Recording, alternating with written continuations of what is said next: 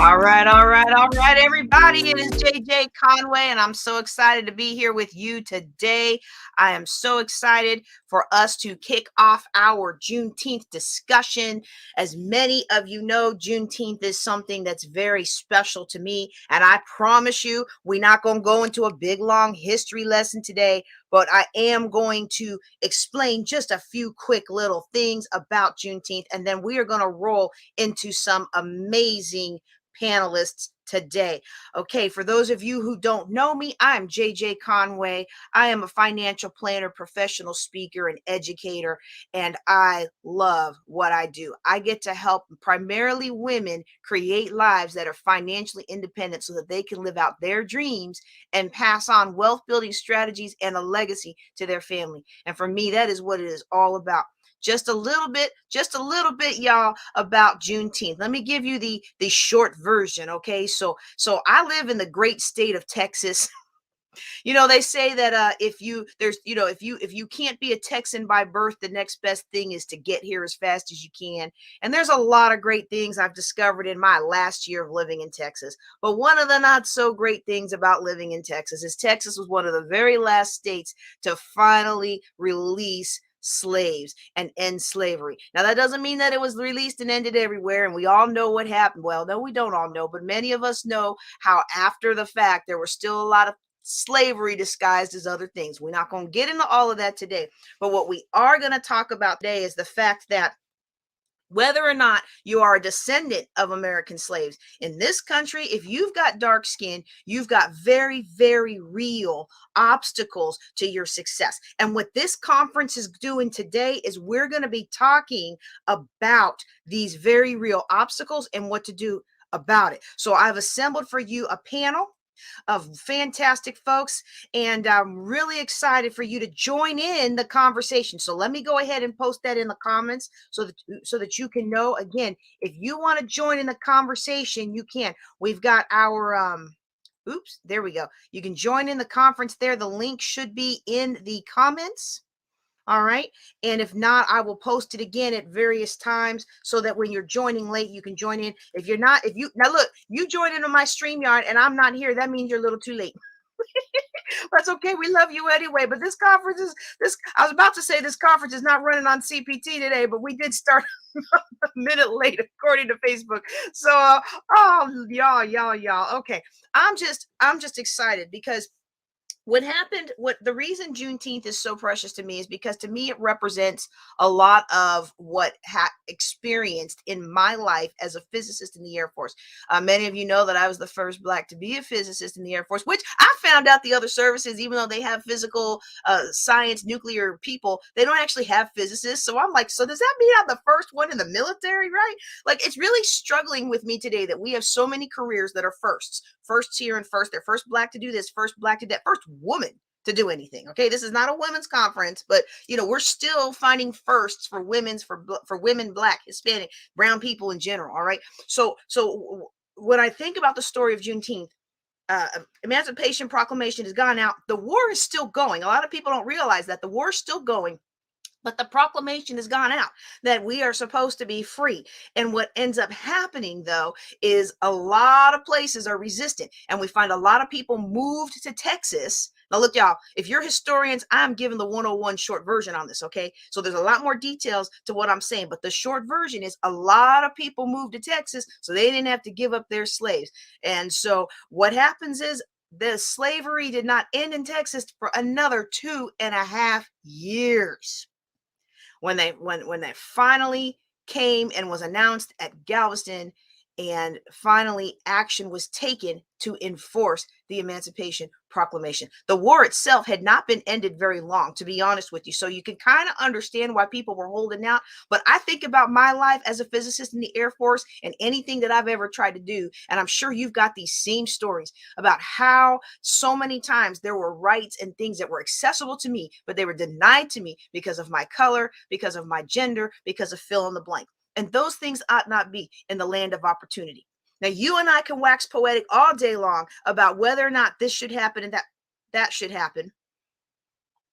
And I'm going to pause for a second because somebody is saying that there's no sound. I would like to ask if my speakers who are waiting in the wings, if you can hear me, please drop something in the chat. If you are watching live and you can hear me, drop something in the chat. I'm going to post a message because I'll tell you what, I'm getting fired up. I don't know. Maybe that's not what y'all need to be hearing. Sometimes, okay, thank you, ma'am. Thank you, ma'am. Sometimes, now look, sometimes we can think we have something we want to say, but it's not really what the audience needs to hear. But I think you need to hear this today. I think you need to hear this today because we can point fingers and we can say this person's part of the problem, this culture is part of the problem, blah, blah, blah, blah, blah. And those are made true statements. But at the end of the day, the only person that's responsible to our future is us. And so we may not be responsible for the past, and we may not be responsible for what happened to us. And we may not be responsible for the times where we didn't even get an honest chance because the only reason they interviewed us was so they could check the box for diversity. We may not be responsible for any of that, but we are responsible to our future. And that's what we're going to talk about today. Okay. Let me go ahead then and tell you about something real quick. Okay. Before we move on and introduce our speakers, I want to tell you about something that's coming up. Because a lot of times I get all excited and then I forget to tell you guys what's coming up. So we just go make sure we bring it up off the bat. If you go to JJC Link, if you go to jjclink.com, I'm sorry. Yeah.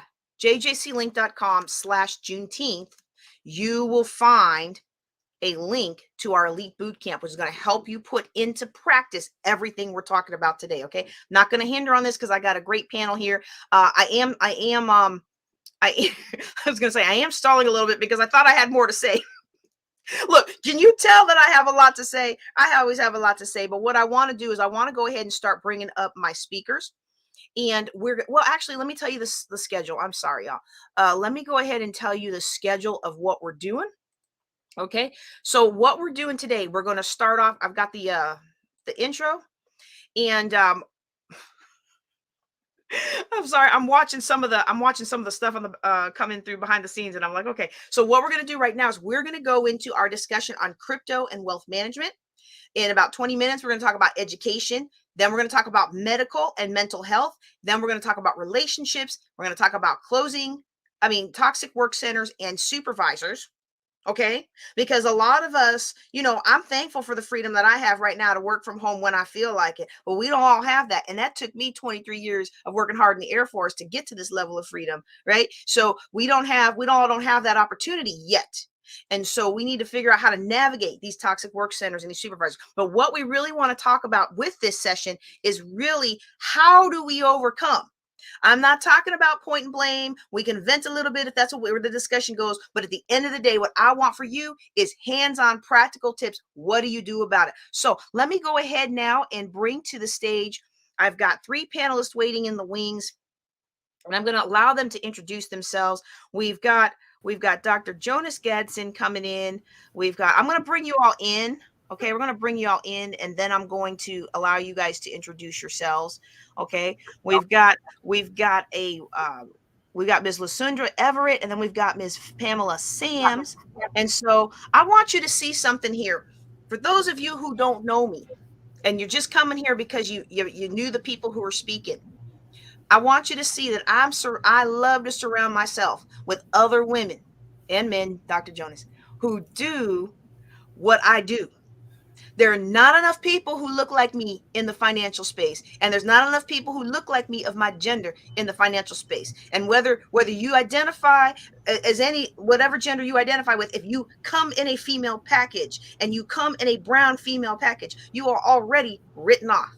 In fact, my very first business mentor told me, take your picture off your website, because I was complaining to him that I didn't have any good conversion. People would come, they'd read the email, they'd sign up for a discovery session, and by the time the discovery session came, they would already backed out and found somebody else. And he said, it's your website. People don't expect financial advice from a young Black woman. I was a lot younger back then, but Black don't crack, so we all good.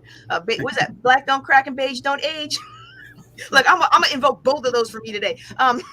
Seriously though, he told me take my picture off my website. He said people expect their financial advice from old white men, not young Black women. And when I took my picture off the website, y'all, my conversion went up 400%. And when I went to Boyce Watkins All Black Conference back in 2019, I think it was the first time I went, I asked the question, and there were multiple Black millionaires who built their businesses, and you would never know it was a Black owned business. And they made that decision so that they could build the wealth, and now they were in a position to use their wealth to influence their communities. And so to me, that shouldn't have to happen. But the fact that it still happens in pockets, we need to talk about it. So today, our first discussion is crypto and wealth management. I know some of our relationship and education speakers are on a little early today, but I know you have something to add to it. So let me let y'all introduce yourselves, and then we'll start talking about wealth management. Let's start with, since you're up in my corner, let's start with Dr. Jonas. We'll just bring you in the order that we brought you in. Dr. Jonas, go ahead. Great morning. My name is Dr. Jonas Gadsden. I'm a national known motivational speaker and author and a trainer. I focus on effective communication. I came out of corporate America with 2 Fortune 500 companies, Xerox and Eastman Kodak, where I trained over 8,000 employees from 69 different countries and got the Trainer of the Year award. I now own my own company, Partners for Purposeful Living, that focus on speaking, training, and developing greatness. My motto is, since greatness is possible, excellence is not enough. Go for greatness. Great to be here. Awesome. Good morning, everyone. My name is Lysandra Everett. I am the owner of Everett Tax Solutions. I am a certified tax coach and an enrolled agent. And what that means is I took this way cool 3-part exam and passed, and the IRS says, great. So I am licensed by the Department of Treasury to represent taxpayers nationwide. And I'm also a cryptocurrency tax specialist. So I am really excited to be here to have that discussion because we wind up getting in so much foolishness when it comes down to these taxes. So I'm going to cut that short so we can get down to the discussion. Great. Good morning, y'all. My name is Pamela Sams. I am a behavioral financial advisor. And what that means is that I marry the traditional financial solutions to neuroscience, really why people make financial decisions. I own a financial planning and wealth management firm in the DC area, Jackson Sams Wealth Strategies, for the last 20 years.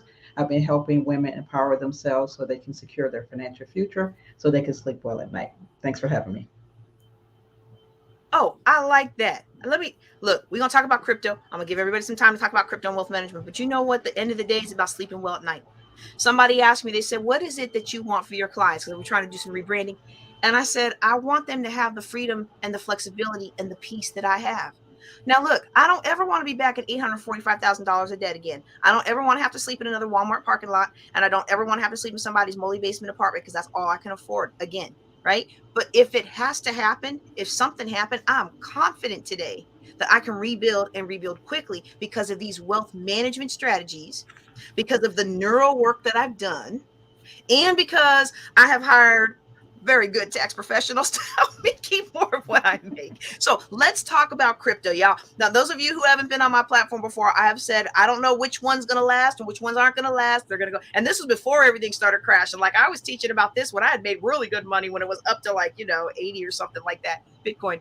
But the thing is I was like, okay, if you invest in the technologies around it, that's going to help you, because we don't know which one's going to last, but we know that it's going to come. The world is not going to put this cat back in a bag. So I'm curious to y'all, what is your take on crypto and wealth management today? So I will say this, that it should be a part of your whole wealth portfolio, but it should not be the only thing in your wealth portfolio, because as investments go, cryptocurrency is way more volatile than anything else. I'm not a stock person. I'm not any of that stuff. I focus on tax, but that is what I know simply because of, the clients I have. And I'm also in the market as well. So, the main thing I will say is it's a part of the strategy, not the main strategy. Please do not go put your mortgage money, your rent money, all of that in cryptocurrency. Do not, invest more than you can afford to lose. Right? Nobody plans to lose money, but we don't control these markets, right? And then what I would also say from the tax aspect is that you really have to understand taxation. This is where tax planning comes in, because what do people do? They go either they make all the money and yes, we about to go pay cash for this house, we got to go pay cash for this car, and then the tax man cometh. And that's not working out for a lot of people. So I'm really excited to talk about that. Well, I want to talk about that, but before we dig more further, I want to ask Pamela. You made a comment. Lucinda. You made a comment about don't put your mortgage money. Now, look, I ain't talking about nobody's church. I ain't talking about nobody's pastor. But how many times has we as a culture been motivated to put our mortgage money, our rent money, our light money, or anything like that, either in the offering plate or in some kind of wild, risky investment? And Ms. Pamela, why do you think, from a neuro's perspective, why do we do that rather than following some of these guidelines? What's behind that? I think it's a matter of everybody wants to, well, if you see it, everybody's getting rich quick, or at least that's the perception. And so that's what we do psychologically. We want to kind of take the shortcut when it comes to our finances. So we put a lot more. So if I could put a lot more into crypto and everybody's getting rich quickly, then I'm going to get rich quickly.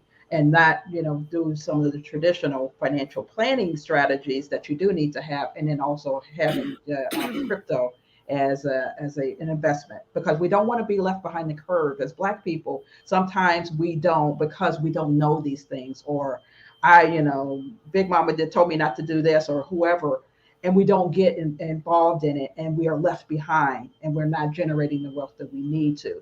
But we have to be smart as well. Absolutely, absolutely. And that getting left behind, for me, I felt in myself the fear of, I don't want to be left behind. I don't want to be left behind. I don't understand this yet. And I'm almost embarrassed to admit that, because I am a financial planner and I was a physicist in the Air Force. You think with that technical background and that financial background, I would understand crypto inside and out. I have learned a lot about crypto the last year, but I remember feeling like, I don't understand this. I don't understand this. And I'm just gonna jump into it anyway. Well, what do I teach my students? Don't invest in anything you don't understand. Now, I will allow for, if you don't understand it, if it's play money, if you were just going to spend it shopping anyway, or if you were just going to spend it on fast food, it's not good for your body anyway, well, go ahead and spend it on something if you don't understand it. But that's not your mortgage money, your life money, your kids' college fund. So, all right, let's get back to it. Who else would like to jump in? Because I could talk all day, but I want you all to well, let me do this. Audience, if you have some questions, I see some comments coming in. I appreciate all the hellos. And I appreciate the tags. Y'all look, y'all tag a friend, 2 or 3 or 4. But if you have some questions for our panel today, go ahead and add in. And Dr. Jonas, I know crypto's not your thing, but management and strategic thinking is your thing. Do you want to offer something before I turn it back to Lasundra? Yes, well, certainly what I would say, whether you're dealing with crypto or any kind of investment, which is critical, one of the things that you're going to need is to be an effective communicator, so we can learn how to manage our monies. But before we can work on managing our monies, we have to be willing to manage ourselves. And one of the things I've learned is that one of the greatest investment that we can make, and I'm all for learning more about other kind of investment, but investing in ourselves. And sometimes we are investing external, but we never develop ourselves and invest in ourselves. Over the last 40 years, I've personally investigated and invest over $100,000 in my personal and professional development. So, and communication helps you to get that. You know, one of the things that deals with relationship, communication is number 3, that separate individual. So if we're going to talk about investment, we got to be able, as these experts are saying already, they are making it plain and giving an example and illustration. We all got to be taught. And even the book says, my people are perishing because of lack of knowledge. And we're being bombarded with information, but we are starving for knowledge. So invest in yourself and then get some great people like I'm on, all 3 of these great panelists here are focused on investing. And so I need to be talking to you all to learn more about that. But you have to start by investing in yourself. All right. Well, now another question about crypto is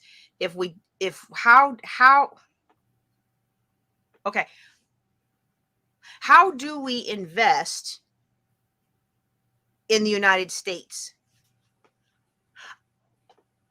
Okay, I'm going to need some more details on that, but here's what I think their meaning is, how it's very hard to invest in crypto. But first of all, before I even have you answer that question, if that was your question, please give me some more details.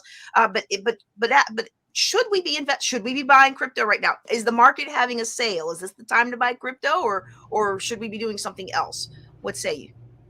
I put out a post this morning, is that, when the stock market goes on sale, crypto included, that's the time to buy. Warren Buffett's always said, when there's blood on the streets, that's where you actually should be, because it's the same thing. It's a cyclical thing. When that .com bomb happened, people ran away. That was the opportunity to really invest in some of the technology. So just like you said, JJ, it's the blockchain, it's the technology behind the crypto that's not going away. So this would be a good time to really invest. Of course, not your mortgage money, but use some of the proceeds from some of the other things that you're doing in crypto while it's still low. And one of the strategies that you can use too is looking at your overall portfolio and do what we call loss harvesting. So if you've got some gains somewhere else that can offset some of these losses in this crypto, then you can really save some tax dollars there. But this is a thing I have to tell you. This right here is not getting all of your education. You really have to invest in a professional, because one of the things that plagues our community is we listen to all the influencers and don't do our own homework.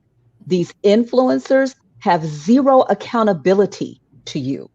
So all you're doing is taking a snippet that may work for one person, not necessarily for you. So invest in the tax consultations, regardless of if it's cryptocurrency, real estate, I don't care, right? Invest in that and then spend the time educating yourself, okay? Learning the rules yourself. You're talking about getting into cryptocurrency, put a little bit of money in, study what happens. That is what brings the education, not YouTube videos, not all these gurus out here that's selling you some program that's going to teach you. You got to ask them, where's their proof, right? That they have done what they're trying to sell you some program to teach you. So there's a lot of stuff that's happening in the cryptocurrency field. We don't have enough time. But if there's one takeaway I will give you from this is make sure that you hire a tax professional to help you in your planning before you take any money out. Once you take it out, we can't fix it, right? So you have to talk to the tax professional before you do anything. Okay. And yes, you will need to hire them. Please stop. Free is probably the most expensive thing you can do. Okay. Wait. Say that Um, again. Say that again. Free is probably the most expensive thing you can do. And here's why. When it comes down to tax is down to the individual. Okay. What works for Miss Pam doesn't work for Lysandra, may not work for Dr. Jonas. Everybody's tax picture is different. So when you hire someone for a consultation, it's focused specifically on you and your situation. That $200, $300 you may pay for an hour consultation is going to save you thousands upon thousands in the back end. It's going to keep you from making some bad tax mistakes. Here's an example. I had a client this year that went and cashed out 1.8 million in cryptocurrency. Then he came to me and said, "How can I fix this?" I was like, "You can write a check. There's nothing I can do to fix that, but tell you exactly how much you're gonna owe. There's nothing you can do." So if had he talked to me beforehand, then we could have had some strategies in place to help reduce the tax footprint. Because when I tell you 24 hours can make a whole lot of difference in your tax bill, it can make a whole lot of difference in your tax bill. So please, oh, please, oh, please get your education, hire a professional. All right. Thank you. Ms. Pamela, you got any last words before we close out this segment? Yeah, I just want to I know we co-sign. all got a lot of words, but Exactly. I just want to co-sign on that because, like you said, Lysandra, people come to us after the fact, after they've made that costly decision. And I said, if I'm not worth my weight in gold and that fee that you pay me, it will save you thousands of dollars for making a mistake, a financial mistake, taking the withdrawals, how to take money effectively, how to deal with your tax accountant. Really, it's not a do-it-yourself project sometimes. You really do need to invest in a professional. yes. And I'm going to invite each of our panelists to go ahead and drop their contact information in the chat. I was trying to do it while y'all were talking, but I was getting so into the conversation. Like, whoo, okay. Lord's telling me I need to hire somebody next year. But if y'all would drop your information in the chat, I would love for our audience to be able to get a hold of you and get contact with you, because it's the same thing. I get people come to me and it's like, but I can't help you now. I can help you, but I could have really helped you last week. So let's get these professionals engaged, and let's not be afraid of it. Sometimes we're afraid to engage a professional because we're worried about that fee. But the fee is nothing compared to the peace of mind and the savings that you will realize. And it translates directly into your ability to build wealth. Woo, y'all. Okay, so now what we're going to do, we are going to shift to our next conversation. We talked about getting your wealth building education. We're going to shift to the next conversation. I am going to remove our panelists, those who, even though they're financial and crypto experts who want to stay on, can stay on. I'll bring you back, and then we'll add some more people into the mix. If you are interested in joining the conversation, about after I let everybody who's talking about education come into the mix, then we will give you the audience the opportunity to jump in. Okay, so this is participation. Okay, this is audience engagement. This isn't just us talking with you. If you want to drop your comment in the chat, or if you want to ask it live, you can. So again, I've moved our speakers backstage. If you are a speaker who is here for education, I see some of them filtering in. We're going to bring you back on. Whoever's here when I get started again, we're going to get back on. But now we're going to talk about education, and this is near and dear to my heart. And one of my oldest friends is on, and she's tagging people. Thank you, girl. I love you. Oh my goodness. She's one of the people that encouraged me to start speaking. And I'm just so happy that you're on today, Nicole. And the reason education is so important to me is because, as a person who was in a scientific and technical realm, I didn't realize the struggles that I was having that were due to race. I really just thought sometimes that I just couldn't hack it. And some of you don't know my story, so I'm going to tell you just a snippet of it. But when I was at the Air Force Academy, I wanted to declare physics as my major. And they first told me I could not declare physics because blacks can't do physics. Like, they literally told me that. And I'm like, look, I look sweet. I'm a cream puff, but you're not going to tell me what I can't do. So I decided I was going to do physics. I declared physics. I ended up graduating as president of the Physics and Astronomy Club, went on to do physics in the Air Force for 23 years and got a lot of things done that I cannot tell you about. So it was a very, very amazing career. And yes, I was that foolish girl who stood in front of the White House, going to my first White House meeting, and took a selfie for my mama, because I know you're supposed to act like you've been there before, but my mama was getting her picture of her baby going to the White House for a meeting. All right. So I overcame a lot of things, but it really came real to me when my son, y'all,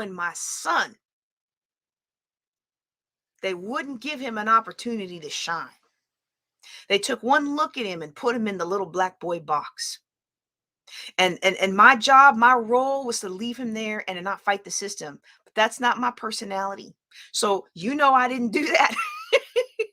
So it really came to a head when he was one of 6 children in the entire school to have straight A's all year long, and they wouldn't test him for honors. They wouldn't test him for advanced academics, talented and gifted. I forget what the exact name is. He's been to 8 schools, y'all. It's a different name at every school. Well, but they wouldn't test him. And I was like, how are you not going to test him? Well, he doesn't qualify. How does he not qualify? He's one of 6 students in the entire school to get straight A's all year long. So I moved him to a private school. And when I moved into the private school that summer, I get a letter from, or a phone call from the coach, the football coach for the public school he should have gone to, the middle school he should have gone to. Hey, Philip didn't come to football camp this year. What's going on? Oh, they wouldn't test him for honors. So I moved him to a private school because academics are very important to me. Y'all, 2 weeks later, I got a letter that said, congratulations, welcome to such and such middle school. You've been admitted into an honors homeroom.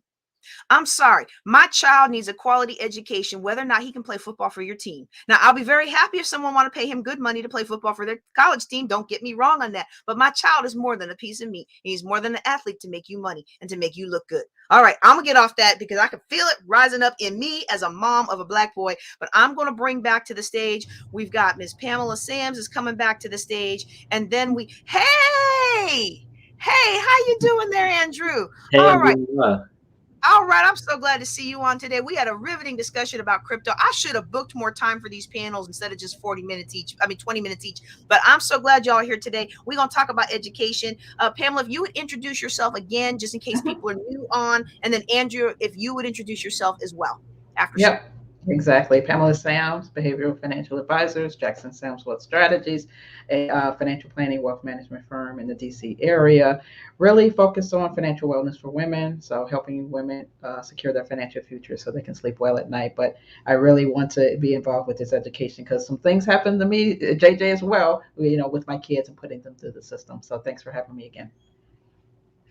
Hey, everyone. Andrew Clark here. Nice to see everyone on.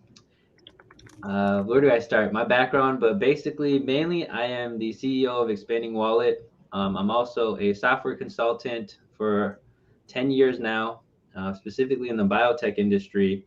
And that's also leads into my other role where I am the Director of Strategic Outreach for Blacks in Technology in the Twin Cities chapter. Woo! All right. I was trying to type your information in there so that people could see it a little bit bigger.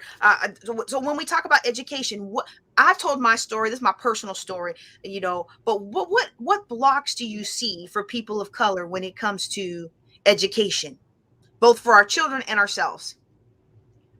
You can go first, Pamela. Oh, well, I mean, I think it's a matter of, like you said, really, especially with young black men, it's always a point of contention where, we're really focused on the what can you do for me as a sports. I had 2 athletes go through that, and they were academically gifted as well. But that was the main focus, was really, what can you do for me in playing football or track or any of those other sports. So it's really an emphasis on advocating for your child, just like you said, JJ, where they need to be. And they're really emphasizing the importance of education because, you can break your leg or you can do something that will prevent you from furthering your sports career. But without having that knowledge, once you get the education, nobody can take it from you. So really focusing in on making sure that they emphasize the academic part of that. Yeah, absolutely agree on that. And I just wanted to throw into, me being in experience on the software technology side, one thing that we try to do with Blacks in Tech is to give more access, right? From the educational standpoint, is how can we get people into technology, specifically related fields, because those are high potential earning fields. So, for example, actually, yesterday I talked to someone I went to college with who he had nothing to do with at the time with any technical type of field. I think it was a psychology major, and he also was more on the music side. But now he's a software engineer through a program, an accelerator program that gave him the education he needed to kind of get his foot in the door. And so that's one area that especially Blacks in Technology works in, and I think it's really important to also emphasize self-education. That's one that I'm big on. And real quick, I think JJ, your story and mine was similar in a sense too. But I was actually put in special ed when I was young, and was a below average student. But when I was put in special ed, it was because of reading. I was a year behind in reading and took a standardized test. But that special ed teacher actually changed my life. Being able to be pulled out of that classroom and actually had someone who believed in me. And the one thing I always remember that she told me was that when you're learning something new, you've got to be patient with yourself. Because I was frustrated after a couple of weeks of working with her, and reading speed wasn't increasing. And what happened was she didn't just help me read better, she really unlocked my ability to learn. And so I'm a big advocate of self-education, and really, making sure you do the basics, right? You're reading books, you're setting time aside for that. So, and I know I can tell you a lot of stories of people who get into tech, and the ones who are really serious and they self-educate themselves, they're the ones who move up to the top. Well, I've got to tell you, when I hear about self-education, it takes me back to my second year as a physics student at the Air Force Academy, and I was having so much trouble with a particular class. And I kept going in with the instructor over and over and over because I knew I was smart. I've always been. I was one of those kids. You know how your parents say she's too smart for her own good. That was me. So I knew I was smart. I knew I could do this, but I was just not. I was failing, and I was failing fast. And I really began to think that they were right. Like, maybe they're right. Maybe Blacks can't do physics. I really was internalizing that negativity. And so one day, nobody else is in the room. Nobody else is in the physics department. And my instructor says, "Look, my job is to get rid of you. And if you will stop coming in here, I will stop feeding you the wrong answers." And so that's when I realized, if I'm going to do this, I'm going to have to do this. What's that phrase? If it's to be, it's up to me. Yeah. So we've got, but how do you even get to the point where you can? How do you find a way? Because I didn't know anything about electrodynamics and all that stuff. That's what I was in college to learn. How do we get on that path? How do we first identify that that's what's going on, if it's still going on today, and I believe it is, and then what do we do about it? What do we do about it? Yeah, I think that, honestly, it's a great question, and I think that that's why I joined a organization like Blacks in Technology. I had actually already kicked off Expanding Wallet, and I was pretty busy with, helping people learn skills for creating generational wealth. That's what I do with Expanding Wallet. But, as I was helping people, I realized how, there's really two problems. Some people don't have enough income on top of also not the educational piece. So, I was like, if I can help with both. And I think that one thing is that with Blacks in Technology, they kind of have opened up the door. They've got certain partnerships. And what I've noticed is, to your point, there are organizations that will associate themselves to sound good, right, with a Black organization, versus those who are actually, you can look in their organizations. And we had an event that I was actually pretty impressed by, because I'm like, these guys are not in low level entry positions. They're in pretty high up positions, and they're moving up. And I mean, I think as we are able to advance in our careers to management roles, I'm actually in a management role myself. And that way, we can then open up the door. And you've got to be able to also get into some of these companies to then jump off and start your own and be an entrepreneur, where now you have full control. So I think that's how we kind of open those doors. Well, we are definitely going to be talking about entrepreneurship later. So if that's something you're interested in, stay tuned and stay on the line. Pamela, would you like to add to this?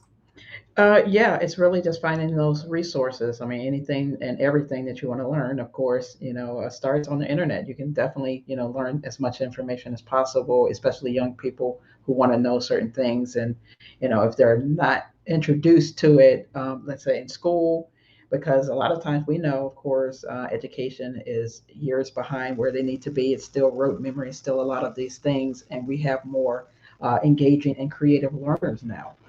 So if you want to know something, go and research it, find it out, start reading, and don't let anybody discourage you from that. Like you said, JJ's like, black people don't do this, or you get that a lot of times with certain industries.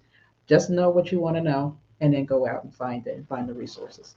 And back then they could say that to your face and nothing would Hmm. happen. Today they don't say it Exactly. to their face, but they show it with actions. Like I went to the bank to drop off some things for a project my leadership class is doing, and I'm telling you, they did not want to let me in that back room. And I'm thinking I've been having class in this back room for the last year. And it's just the nature of the small town, the small Texas town, where it's very close to a KKK stronghold. So it's just one of those things, and you have to roll with it. But at least I've got the experience to see what's going on. I think a lot of times when I talk to young people, they don't seem to see that that's actually what's going on still, and then they feed into. And I'm not going. There's not no victim shaming or anything like that, because we should be allowed to express ourselves and have culture, okay? But we feed into, and our kids sometimes feed into some of the stereotypes that make people resist them when it comes to education. And I have a little issue with some things, because I'm like, the same people who are irritated with trying to hire our kids, because maybe they're sagging or something else, which I teach people to present themselves for the job they want. But the same people who are saying I'm not going to hire that hoodlum is the same one who was joked out and drugged out in the 70s. So I mean, come on, how are they any different than you were? It's just a different kind of issue. But there's one other thing, and it's something that you said, Pamela, that really sparked this in me, that I wanted to kind of bring up, is how can we, oh boy, how do I want to say it? How do I want to say it? I don't want to say it. How can we seek out, forget about trying to be politically correct. It's my Yeah. conference. If you don't like it, you can leave. But the thing is there's a lot of times where we want to do something and we don't know how to do it, because the people around us are not accustomed to living an abundance mindset, and they're not accustomed to helping lift each other up. And so sometimes we have to go outside of our community. And then we try to go outside of our community because that's what people recommend, right? If you can't find a mentor that looks like you and is your gender, go find one that isn't. But then you try to, and you got block after block. But to me, one of the biggest blocks is this problem in our society that actually looks down on education. Hmm. How do we, because you're coming from the neuroscience perspective, how do we overcome that? Or how do we make sure that as parents or as influencers in our communities that we don't accidentally perpetuate that? Yeah, I mean, I was try to be politically correct as well, but that's the conversation that we do need to have in our own communities. That education is still looked at as either, why are you trying to be white, or does it look like a weakness, or whatever the case may be, and that's the systemic. It comes from. We're talking about Juneteenth. It comes all the way from back there. It's like, you're trying to be better. You're trying to do this. You're trying to be educated. Why can't you be here? You're trying to be here. Why can't you stay here? And I think it's just a matter of over time, really engaging and stressing the importance, of course, in your own family, and try to negate some of those naysayers that really try to keep you from getting education or going outside of your community and getting the resources or whatever the case may be. Because we got to get the resources, we got to bring them home, and we got to make a Mhm. change. And we can't, I love this quote by Einstein. I have a lot of quotes by Einstein. Maybe it's because I was in science for so long, but you can't solve today's problems with the same level of thinking that created them. And to me, whenever I'm facing something, I bring that quote to mind. It's like, okay, I need something new. I need a new perspective. I need a new challenge. I need a new something to shift. I need a new shift. I need a new energy. I need something new, because what I've been doing is giving me what I've been getting. And what's that other one? If you keep doing what you've been doing, you're going to keep getting what you've been getting. And Mhm. I'm tired of getting what we've been getting. We're working too hard. We have worked too hard, and we've overcome too much as a people. Whether or not, I know. My mom will tell me, well, you're not, you're from the islands. You're not. I'm like, okay, people from the islands were slaves too. I mean, like, I don't. It doesn't matter. Look, somebody don't look at me and say, oh, she's from the islands. She's okay. Okay, I'm sorry. We're gonna wrap this up. We got about a few more minutes left on education. I want to give y'all an opportunity to say one last word to our audience, and then I want to encourage you to actually do it while I'm saying this. Drop your information in the chat so I can highlight it while you're closing out. And then we're going to move on to our next topic. But with this topic of education, education is the key to power. And there are so many things.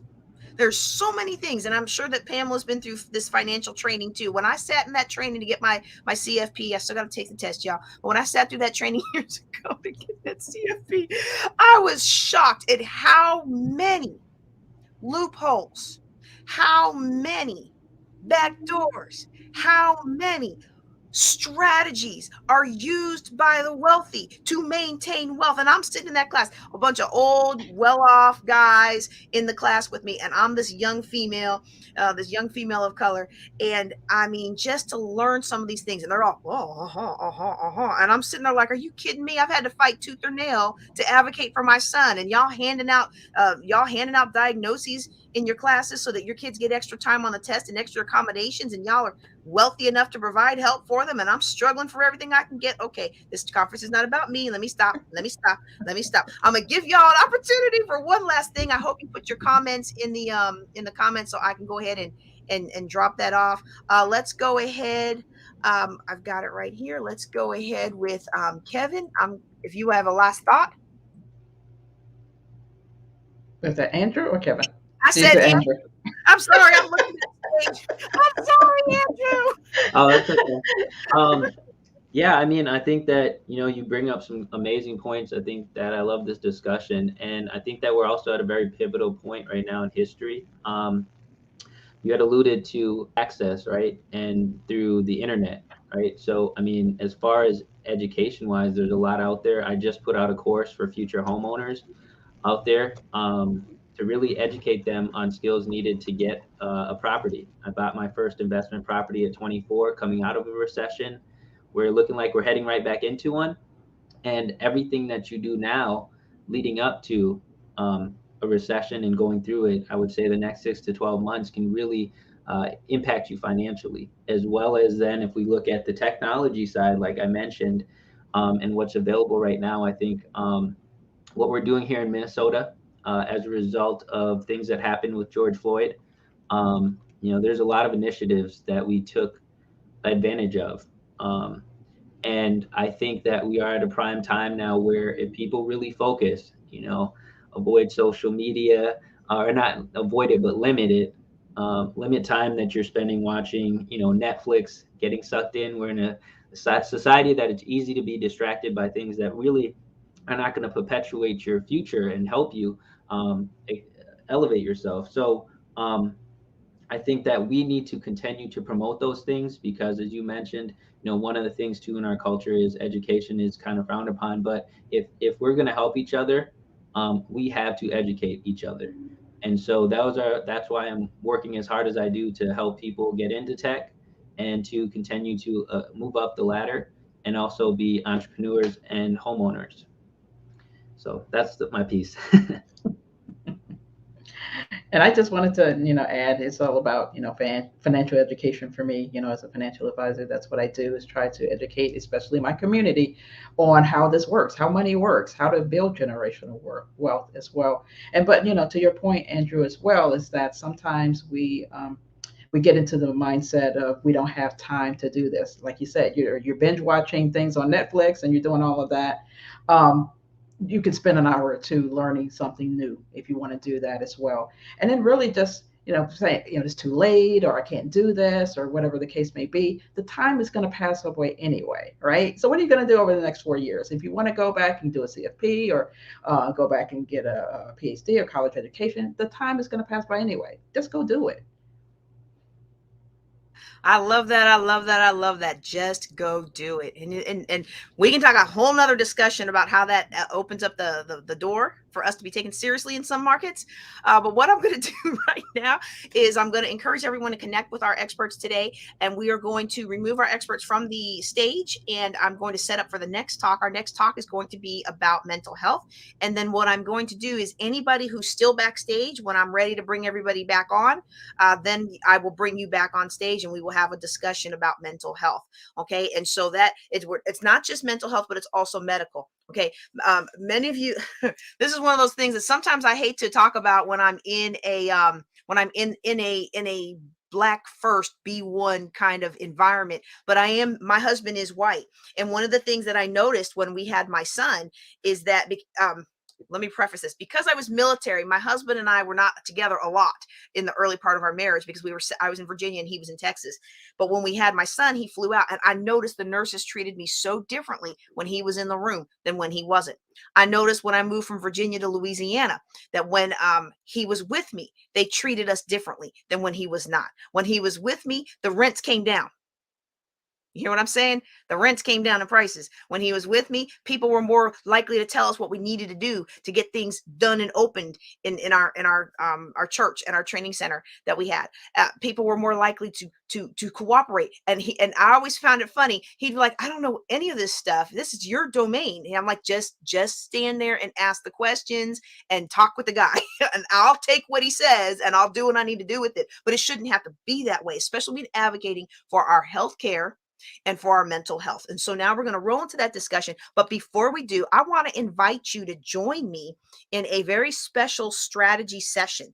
So this strategy session that we're going to be putting together over the next month, the actual dates are going to be determined by the bulk of the people who are in the class, but it's a 4-week boot camp, an elite boot camp that's going to help you put together your Black Legacy Wealth Roadmap, where you're going to create your roadmap, identify obstacles to your success, overcome generational curses with practical strategies that have worked for high net worth individuals that you'll connect with in the class. Now, listen, I'm not knocking mental, I'm not mental. That's not what I meant to say. I'm not knocking any kind of psycho work that we need to do to break generational curses. That's needed. I'm not knocking any kind of personal growth that we need to do to stop getting in our own way. That's absolutely needed. But at the end of the day, you need that and practical tips. You need to know exactly what to do and say. You need to know how to identify these challenges that you may not have realized are holding you back and how to get around them.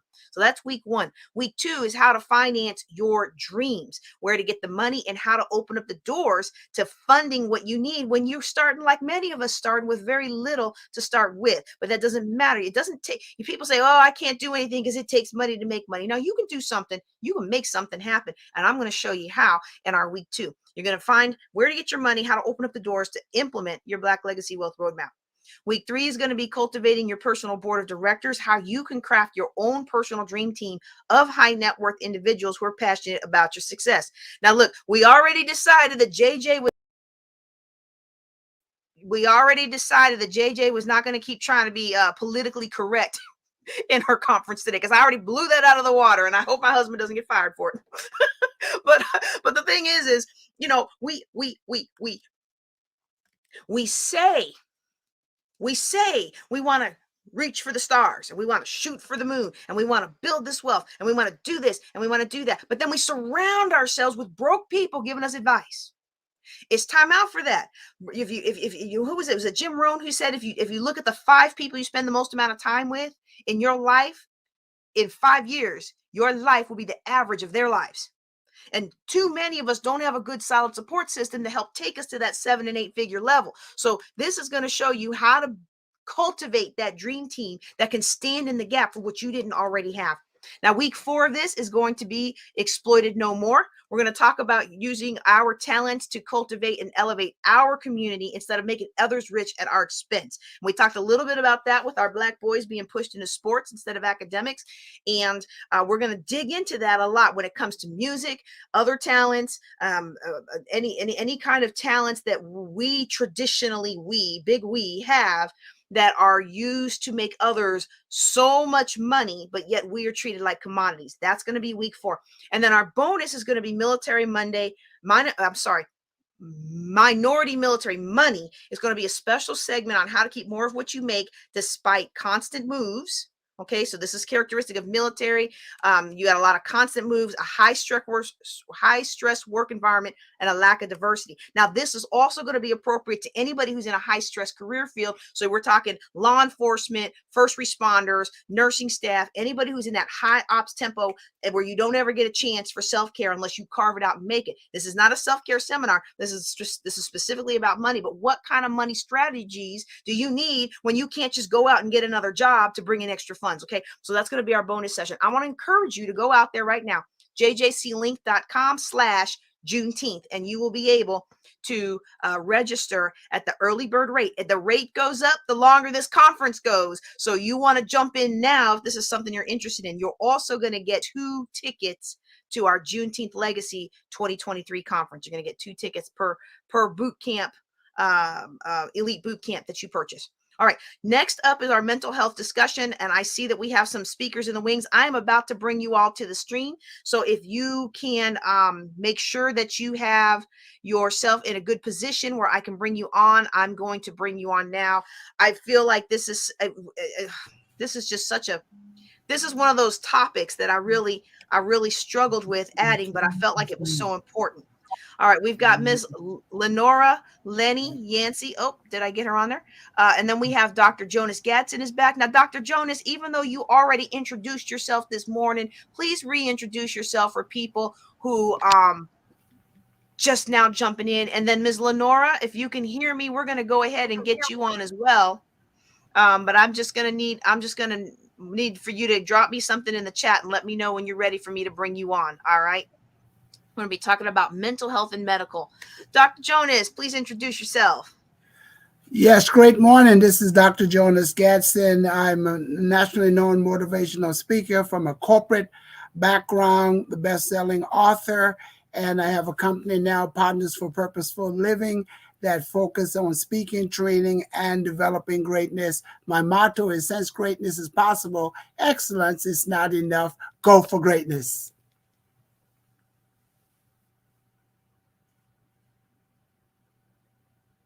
I can't hear you. You're mute.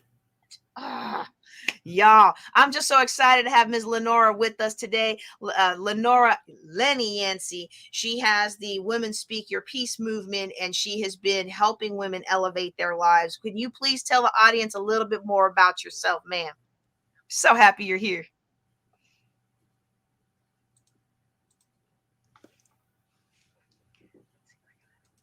You're mute. You're mute. I'm trying to unmute you, ma'am, but it's not going. Can you try to mute from your end? I think the software, sometimes I think the enemy just does not want these words to get out. That means we're doing a good thing today. And she may be having some connectivity issues. We'll try and bring her back in. Dr. Jonas, I know that your specialty is communication. One of your specialties is communication. What role does communication play in being able to effectively advocate for our medical and mental health? Yes, it certainly is critical, because if you're going to be an advocate for someone who have mental health, and we certainly need more people, you have to be able to communicate effectively. Not only you have to know something about the capacity of what some people are going through. I always emphasize it, even in communication. If I have high blood pressure, we're going to go get that treated. If I have heart trouble, I'm going to go get that treated. But yet we are not informing the people who have some mental challenges that that's an illness and they need to get treatment. And sometimes the prayer is not going to be good enough. They need treatment. Sometimes they need to be set on medication, but you have to be able to communicate, because sometimes the doctors and lawyers and the people are in there, they make it more complicated because they use terminology that's very difficult for us to understand. But if you are in that area and have the skill to communicate more effectively, then you can be a better advocate for those you love and others that you want to help in this arena. And again, if I have a follow-up, I'll say something else on that I'm dealing with myself. and that I became an advocate for people that's going through the same treatment as I am. And I wrote a story, and it went viral. And I'm not just dealing with people that has issues that I have, but other people who have other health issue, that I was able to encourage them. But being one of the ones dealing with illness and some challenges, then you'll be able to help someone else deal with it as well.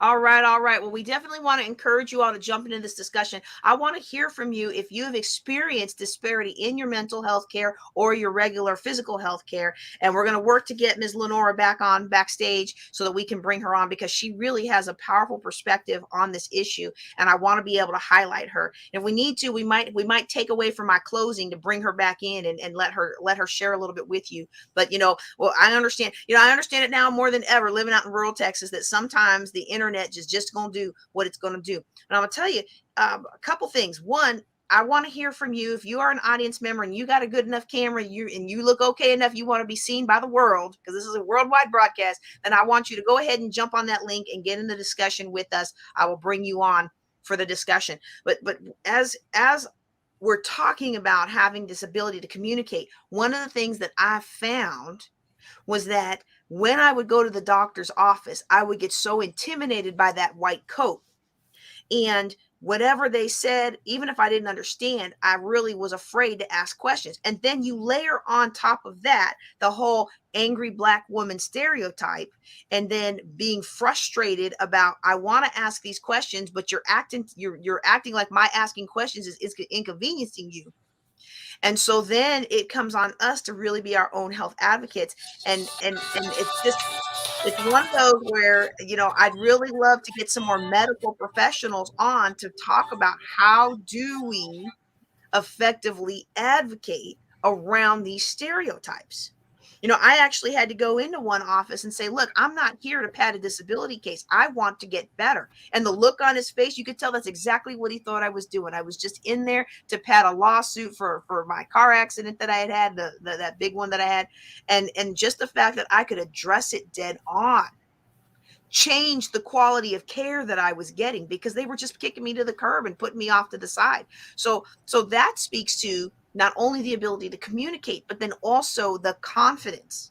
Well, where does confidence come from? Some of it is from research. Like, I had to do the research to understand what my treatment options were, so that I could be informed when I went into that meeting to understand what the doctor was talking about. But Dr. Jonas, you work a lot with helping people improve their confidence. What are some ways that we can improve our confidence in those intimidating situations, like when the doctor's trying to back us into a corner or they don't seem to want to be bothered? Yes, one of the things that you said, JJ, that was so important. I was having some medical things done not that long ago, and the guy came in and he started talking to me, and I asked him a very profound question. I said, and he had a white coat on.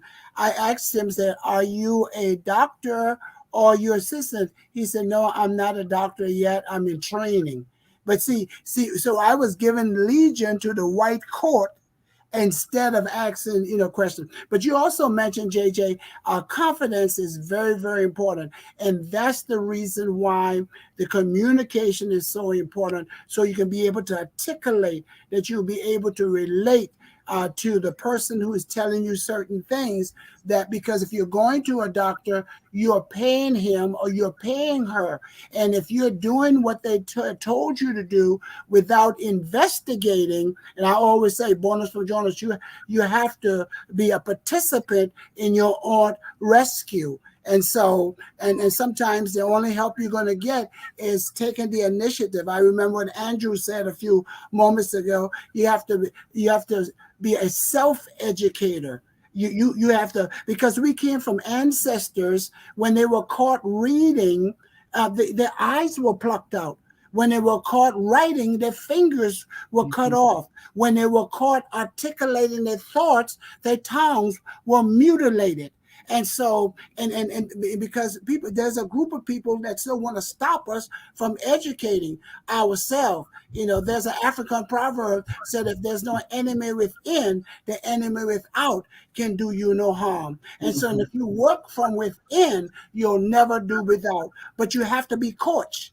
One of the things I like about you, JJ, you are a professional, and I know a lot of your stories because I've been fortunate to work with you. But one of the things that impressed me, and I'm going to be working closer with you this year to get my financial house in order, because you just don't talk to talk. Just like I got a coach in speaking, I got a coach in this, I need a coach in finances that did what you did and the way that you did it, and you answer your call. Some people, they answer their call, but they don't do any cultivating to address, because the scripture said, I've put a gift in each one of us, and some of us have never opened the gift.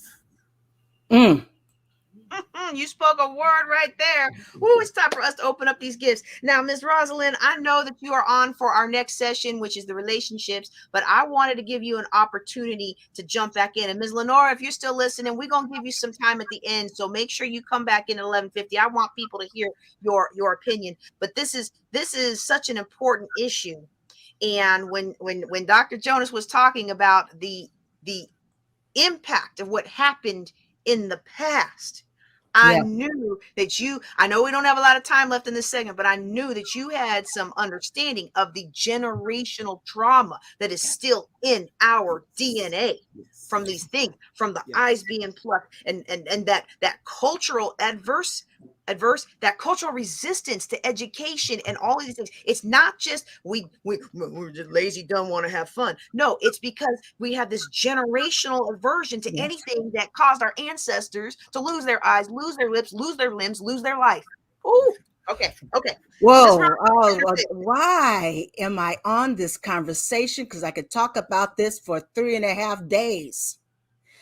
What I wanted to say just really briefly is I remember having a conversation once with this white gentleman, and I was just sharing some things about our past, our history here in the United States. And he said, why don't you guys just forget it and get over slavery? I wish I could.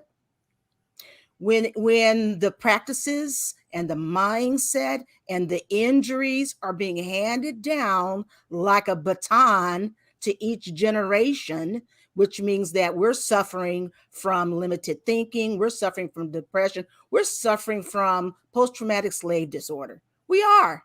And to simply say, get over it, at the time I was very young and I really couldn't articulate. But for instance, and I will share this because I know my mother wouldn't mind sharing this. She's passed. And I just want to give you an example of how the baton is handed down. Now, my mother, who was born in the 30s, was a sharecropper. Her whole family, they were sharecropping. And that's a cousin to slavery. Well, let me tell you something. Because the sharecropper thought he could, he molested my mom. All right. So my mother, because, as slaves from the past, sexual violations happened over and over again. That was the norm for us. And let me just tell you, how do we handle the violations? As Blacks, we had no choice. We couldn't run to the therapist. We had to swallow the pain and keep walking. This is why African Americans have a high threshold for pain. We hold on to that pain. So my mother, being of that mindset, did not seek therapy. And guess what? She has the trauma of the unprocessed things down to me. So I'm giving you a little smidget of a little picture about how these things are handed down. Luckily, I it took me a minute, but I was able to work through the issues that my mother couldn't work through, but handed to me. And can I just say something else? If I were to go back in any one of us in our past generations, here's my question. I took an Ancestry.com test. I was like, okay, I knew there was white in my genealogy. I understood that.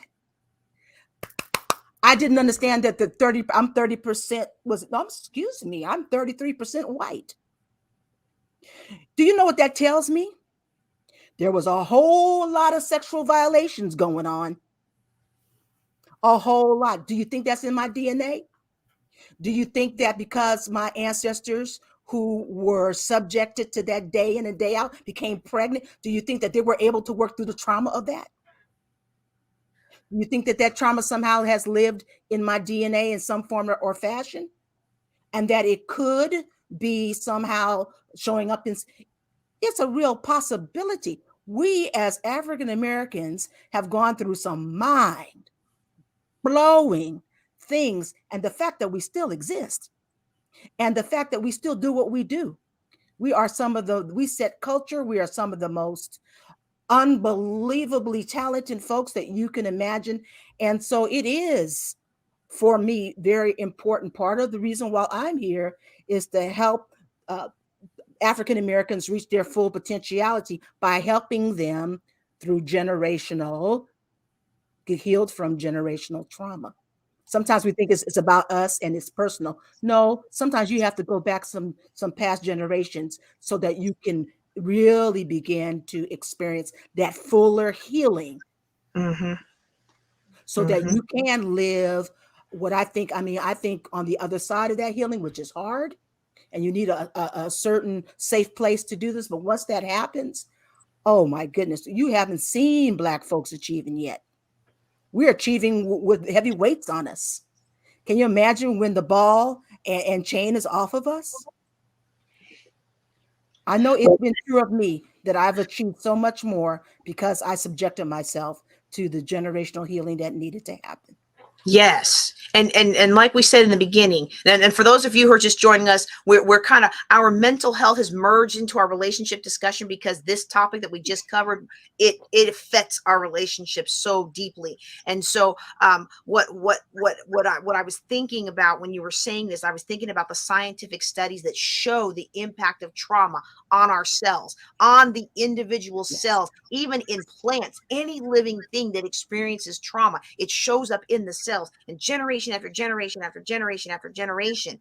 And like we were saying in the beginning, we are not responsible for the past, but we are responsible to our future. And the only person that's going to take charge of our future for our benefit is us. And so we have to get through this, work through this, and do what it takes, because this buck stops here. And this generational curse ends with me. It is not going to perpetuate to my children. And I know that I have a break. I have one that was born when I was still in mental bondage, and I have one that was born after the fact. And I'm doing everything in my possibility that I can do to make sure that that oldest one gets every opportunity to break free himself. And it's so powerful in his life. I'm gonna tell you all this story, then I'm gonna let you all reintroduce yourselves as we continue our conversation, merging into relationships. One day I was telling him where I was moving to Texas, and I was telling him, you got to understand, Texas football is serious, and you haven't been playing in Texas football. They've been playing together all their life, and don't expect to get very far. And he was like, but Mom, who says I can't run? I'm fast. Any coach wants me on their team. And who says I can't catch? I'm good. Any coach would want me on his team. And in that moment, it hit my heart. My son was about 12 or 13 at the time, because even though I teach this stuff, y'all, I was still putting limitation on my son. And it challenged me to go back and say, okay, where did that come from? Why did I have to do some work? Because I should be building up my young king. I should be encouraging him and telling him to go for it. And you know what? I'm very proud of him. I can't announce some of the things that are coming next fall for him, but I'm very, very proud of my little Texas Governor School last year, and church leader at the camp this year, teaching sixth graders, and football playing at Texas A&M. He just finished that football camp. I'm like, this child has a bright future. And it's not the future I wanted for him, but it's the future that God has for him. But it comes with me being willing to make the effort. Woo! Okay, so what we're going to do, break. break, because I need people to know who you are. Dr. Jonas, you've been on a couple times, and people kind of know who you are, but I'm gonna need you and Rosalind both put your contact information in the chat for me, and then we'll put it up on the screen. But I want you just real quick, Dr. Jonas, just give a quick reminder of who you are for the people who just came on, and then Rosalind, if you also will go ahead and introduce yourself formally, because we know you now. You family now. Yes. After that yes, story, yes, we all yes, family here now. yes, But yes, let's hear yes. your credentials as well, briefly, please. Thank you. Yes, I'm Dr. Jonas Gatson, DTM, known as Mr. Enthusiastic. I specialize in speaking, training, and developing greatness. And my motto is, since greatness is possible, excellence is not enough. Go for greatness. Ooh, I love this. So my name is Rosalind Henderson, and I am a leadership trainer. I'm going to focus on that. I also am a sales trainer, and one of my goals is to really work with anyone who's interested in really becoming their best selves. And their best selves, sometimes we need to dig and tinker a little bit. And I'm offering group coaching on things to help people get free so that they can live a life that they once thought was impossible. So now let's talk about these. Go ahead.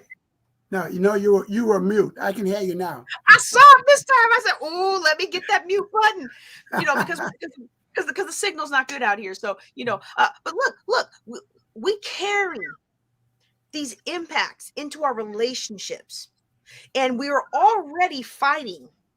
Okay, look, I know I'm married. I know I'm an interracial marriage. Rosalind, I think you know what story I'm about to tell, but that's not where I was going to go. But I'm going to tell it. I'm going to tell it. But the thing is, we have this cultural aversion to being united in relationships and marriage.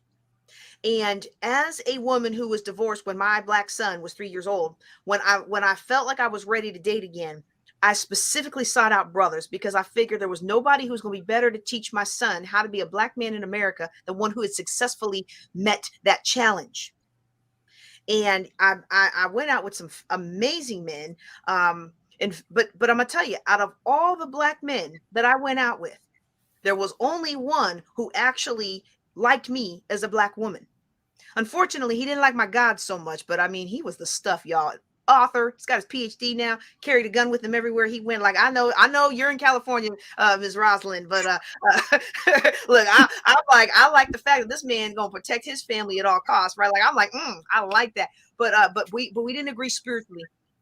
And I'm sure Chris Conway is very thankful. But every other brother I went out with, they did not want a Black woman. Or at least that's what they told me. And I'm like, you knew my skin color when you asked me out. Oh, well, I thought you were Latina. Oh, I thought you were from Puerto Rico. Oh, I thought this, I thought that. I'm like, you mean to tell me you don't even want your own race? So I think we have a lot to unpack and uncover. And of course, we took a fair amount of time, but I want to get y'all's opinion on these relationships and how we can have strong relationships that overcome the legacy of Juneteenth and the family separations and the taking of the women and being raped and all those things that have been passed down generationally and trauma-wise through slavery. That is a humongous question.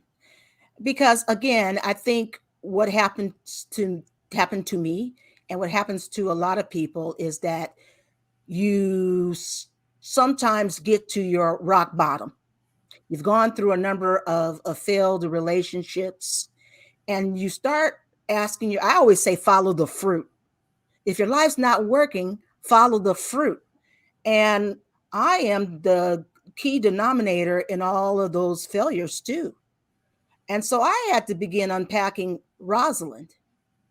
Now I could blame shift, wag my finger about what he did and all of that. And I get you. That only goes so far. There's a point in which I have to say, is there something I'm doing that's contributing to the failure of this relationship? Now, to be honest with you, I've been married twice, going on a third time. But I will tell you that I've learned from each and every failure. For instance, let me just say this, and I'm going to get some backlash. I know it.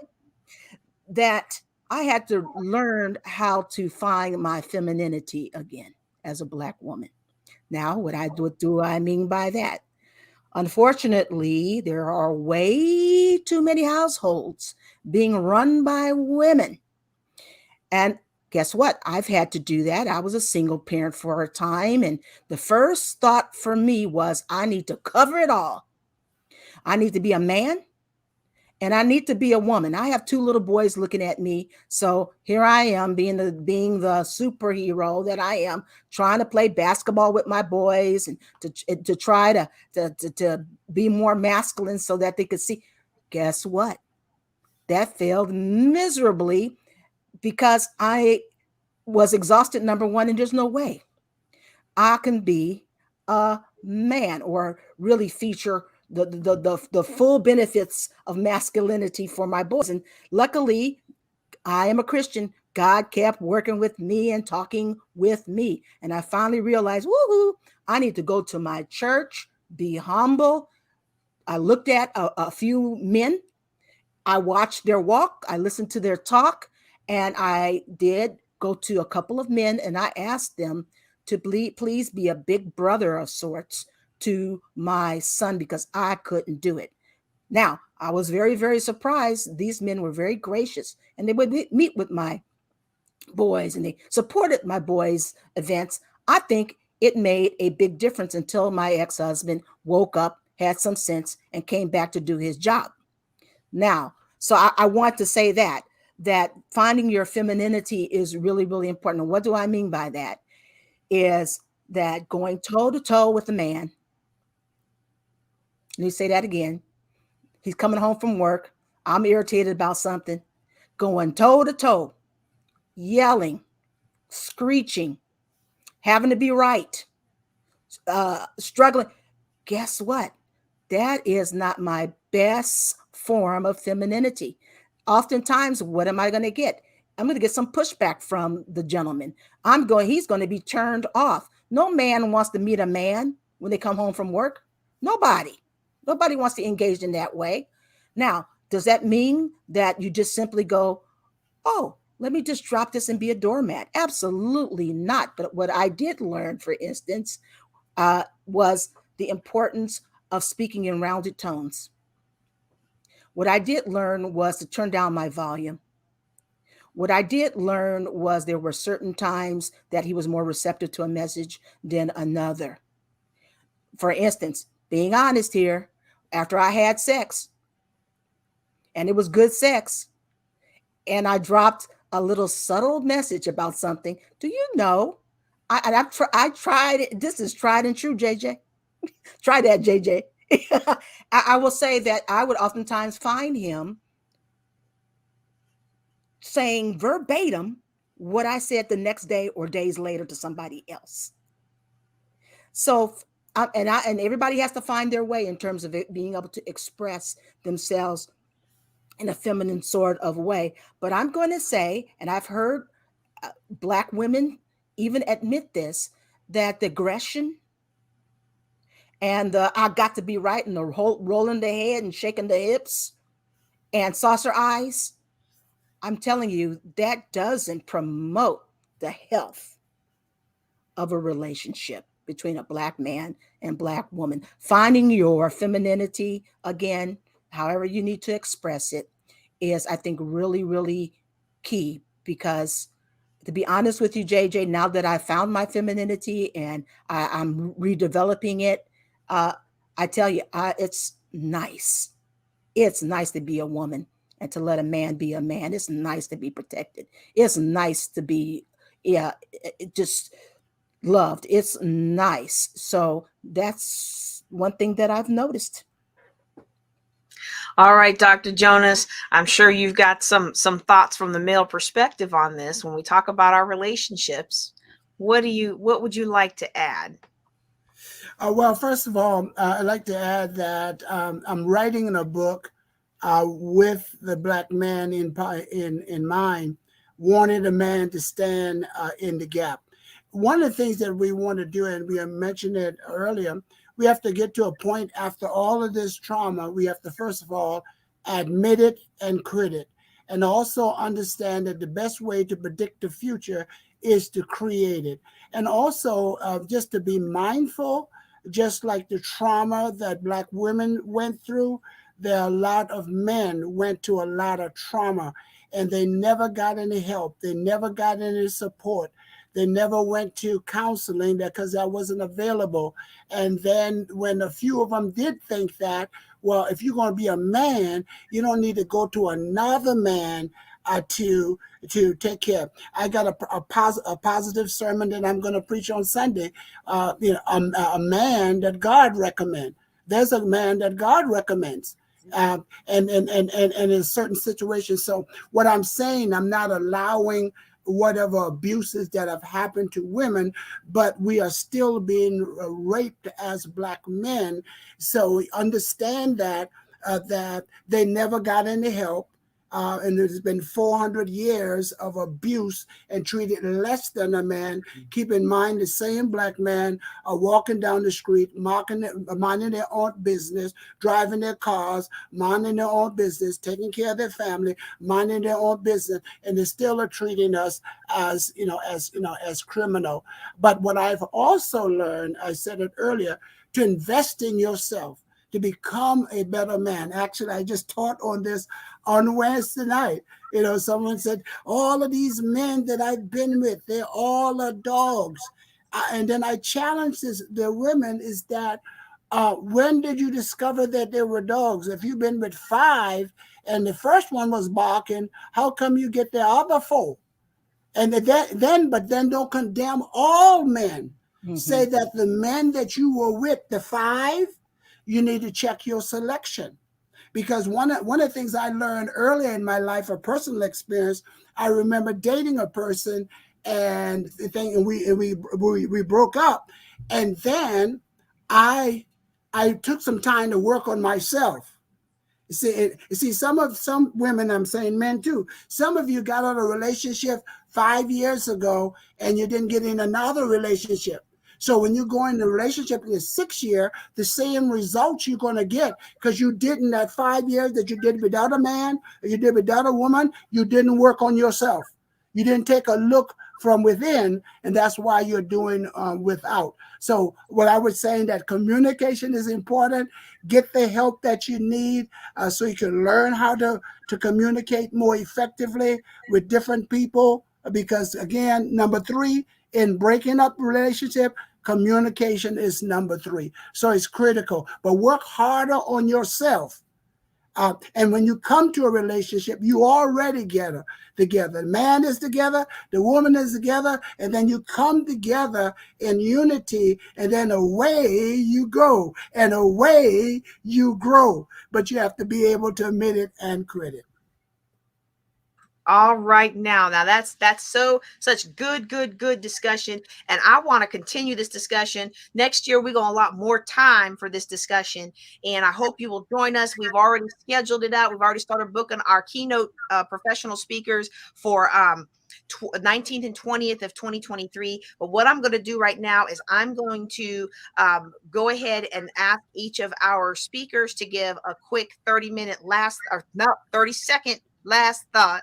And while I pull up your contact information, Rosalind, I want to highlight an event you've got coming up Monday.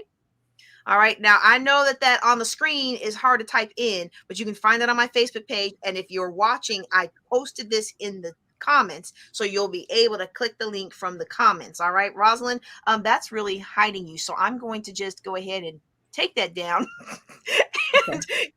and give you the opportunity to address the audience one last quick time. Well, I believe that there are so many answers when we do groupthink. And I've been we are on session number 4. I'm doing 10 sessions on building healthy relationships between Black men and women. So it's a forum. And JJ, I want to thank you for participating in the past because, my dear, you were fire. So we're looking at different elements and aspects of the Black male-female relationship. We talked about communication. We had a therapist on with us. We talked about using happily married couples as marriage mentors for us. We talked about the needed Black protection of the male and how that is missing and how women need to be able to receive that. This time we're going to be talking about dating practices.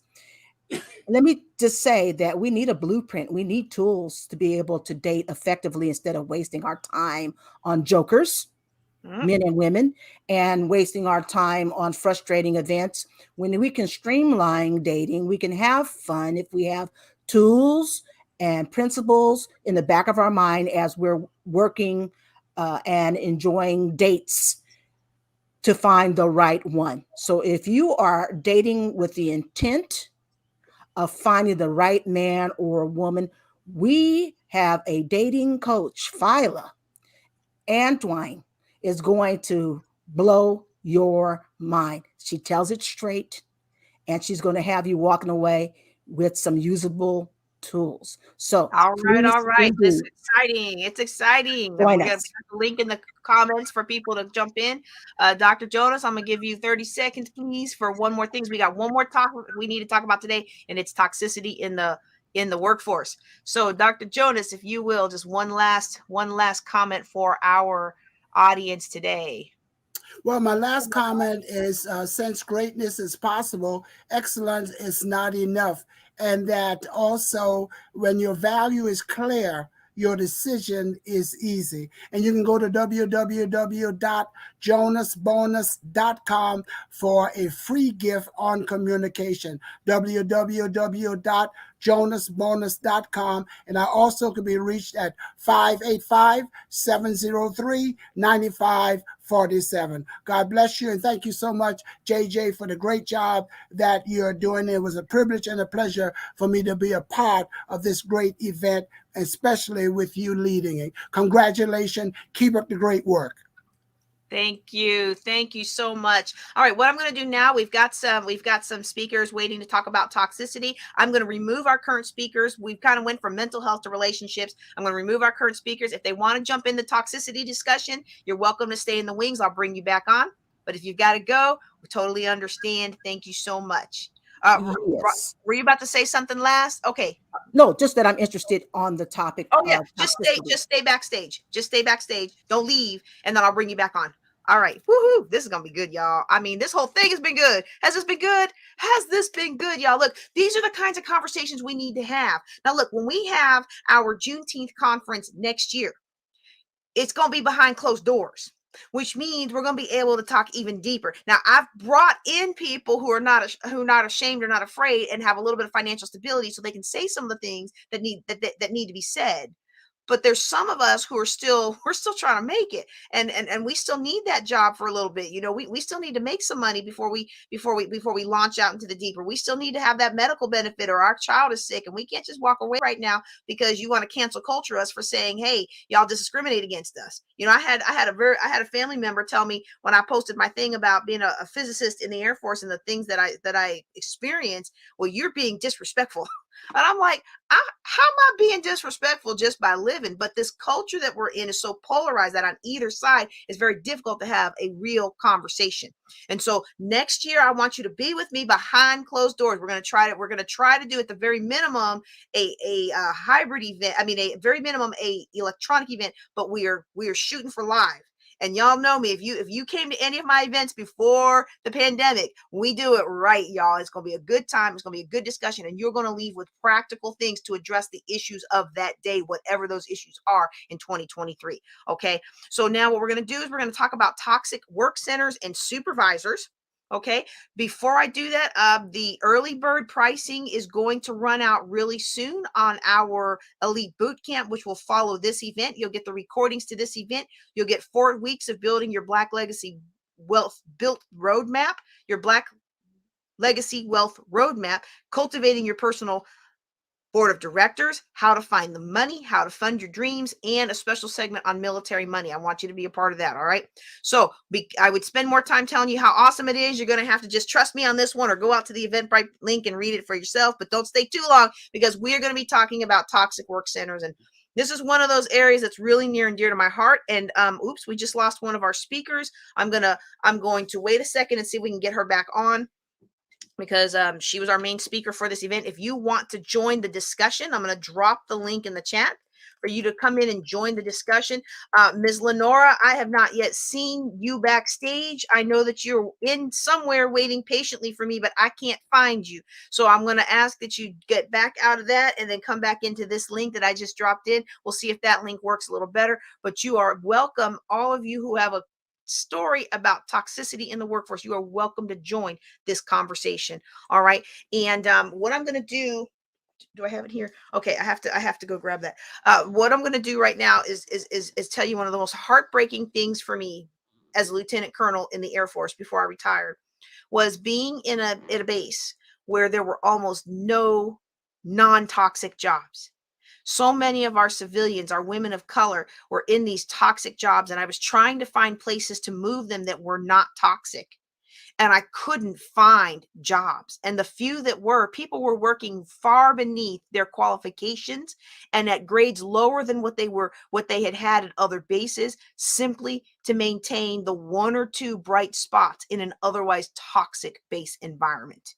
And it broke my heart, because as a leader in the Air Force, I was used to solving problems. That's what I do, and that's what I did. But I couldn't solve that problem, because that requires leadership, and it requires an organizational shift. So we're going to bring to the stage two ladies. We've got Omu Obilor, and then we're bringing back to the stage Rosalind Henderson. Ladies, I'm going to ask that you tell the audience a little bit about yourselves. And if you will drop your contact information in the chat.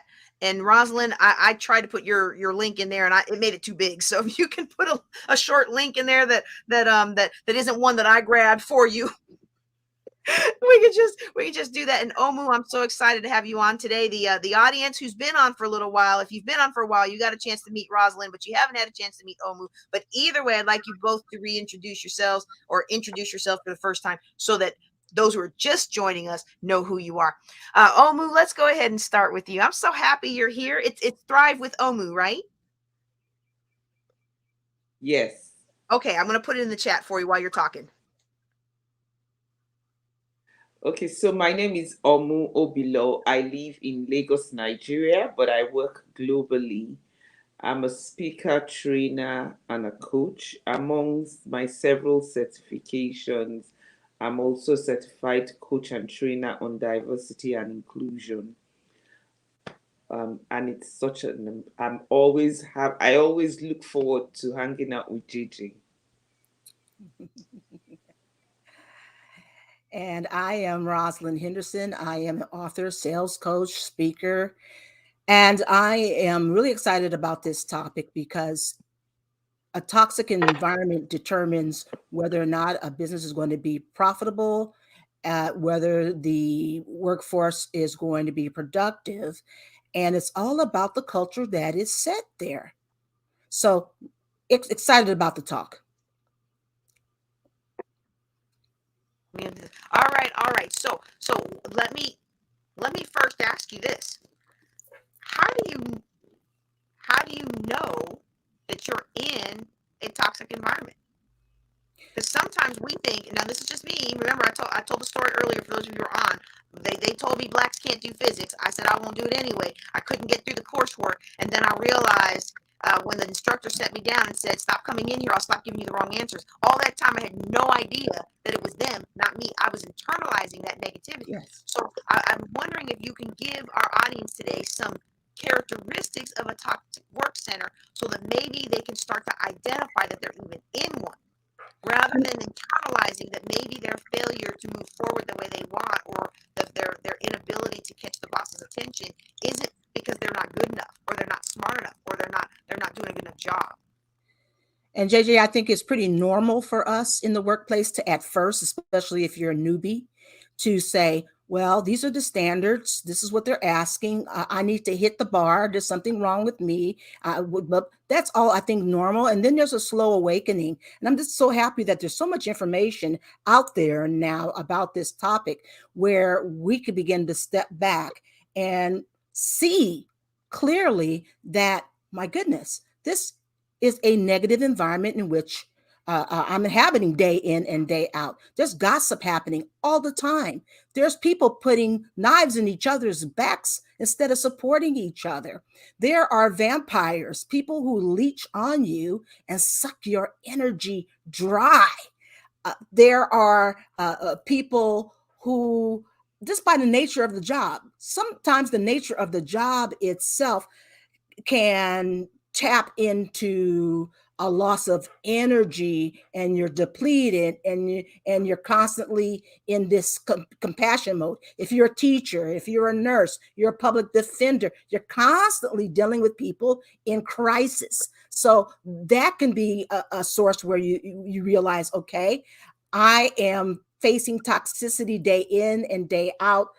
I see symptoms. You're always going to have symptoms eventually if you're in a toxic workplace long enough. You're in a critical place long enough. What ends up happening is that it's going to dampen your creativity. It's going to dampen your ability to solve problems, and productivity is going to wane, and your motivation is going to lull. So those are some of the telltale signs. Oh my gosh, I need to start protecting myself. I'm in a toxic work environment.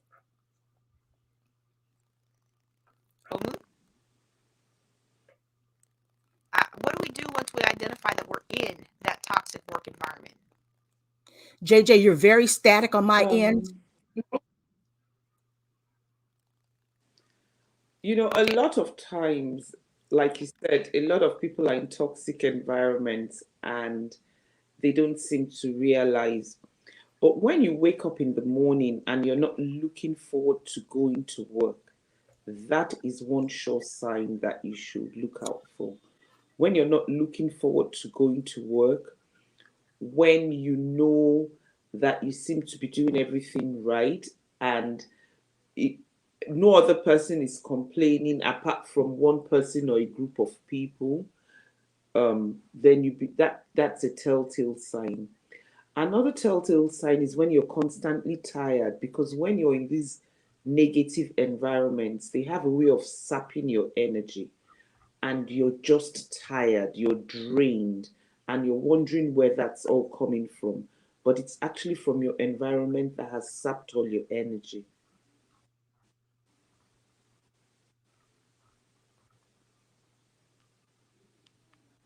I like that because those are things that we can see and we can feel.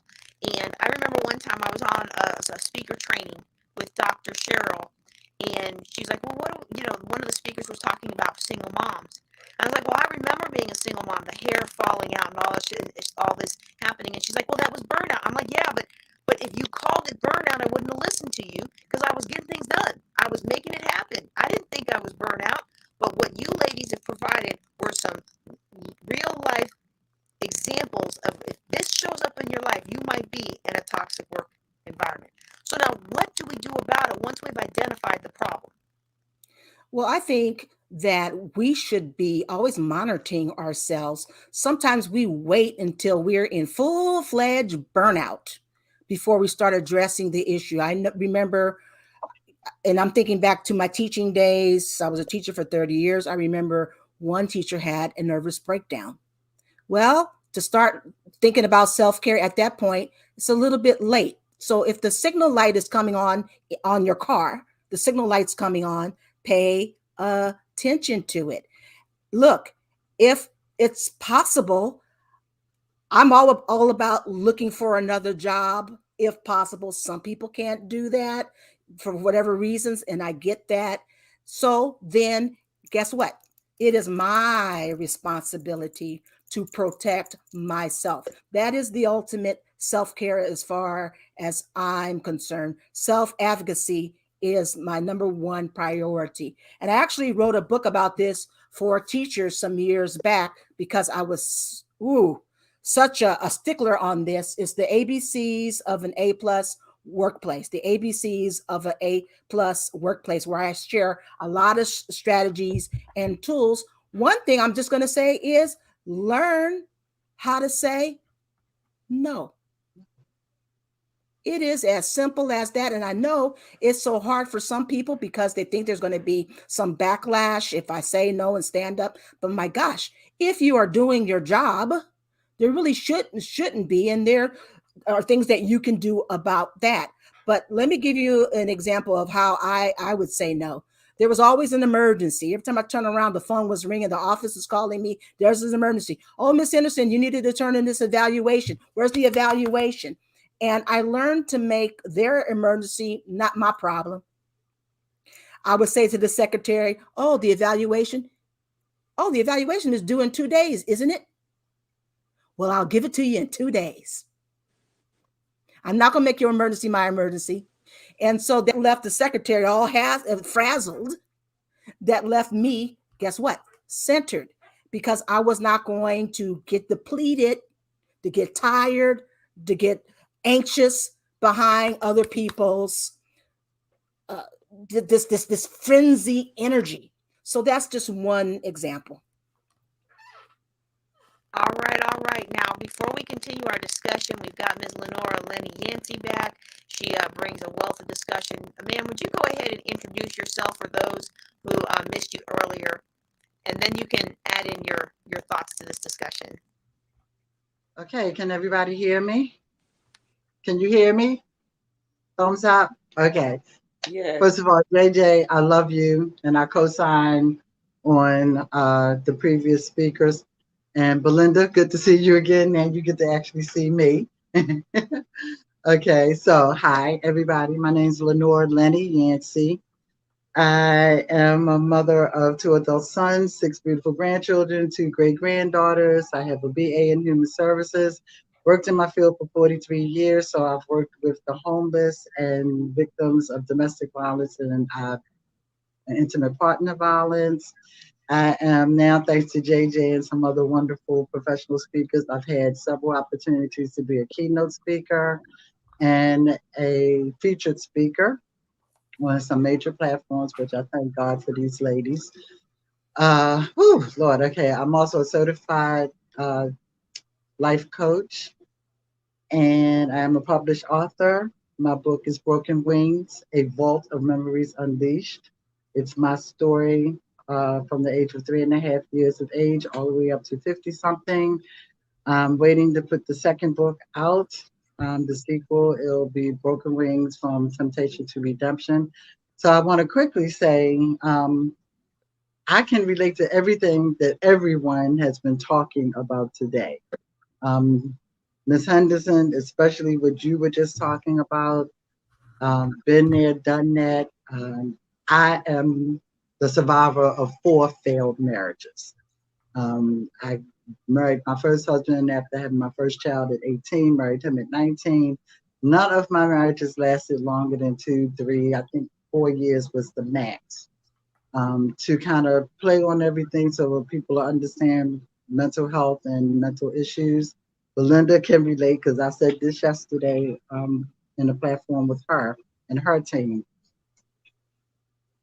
I took Psychology 101 twice because I found it fascinating the first time and I wanted to know more.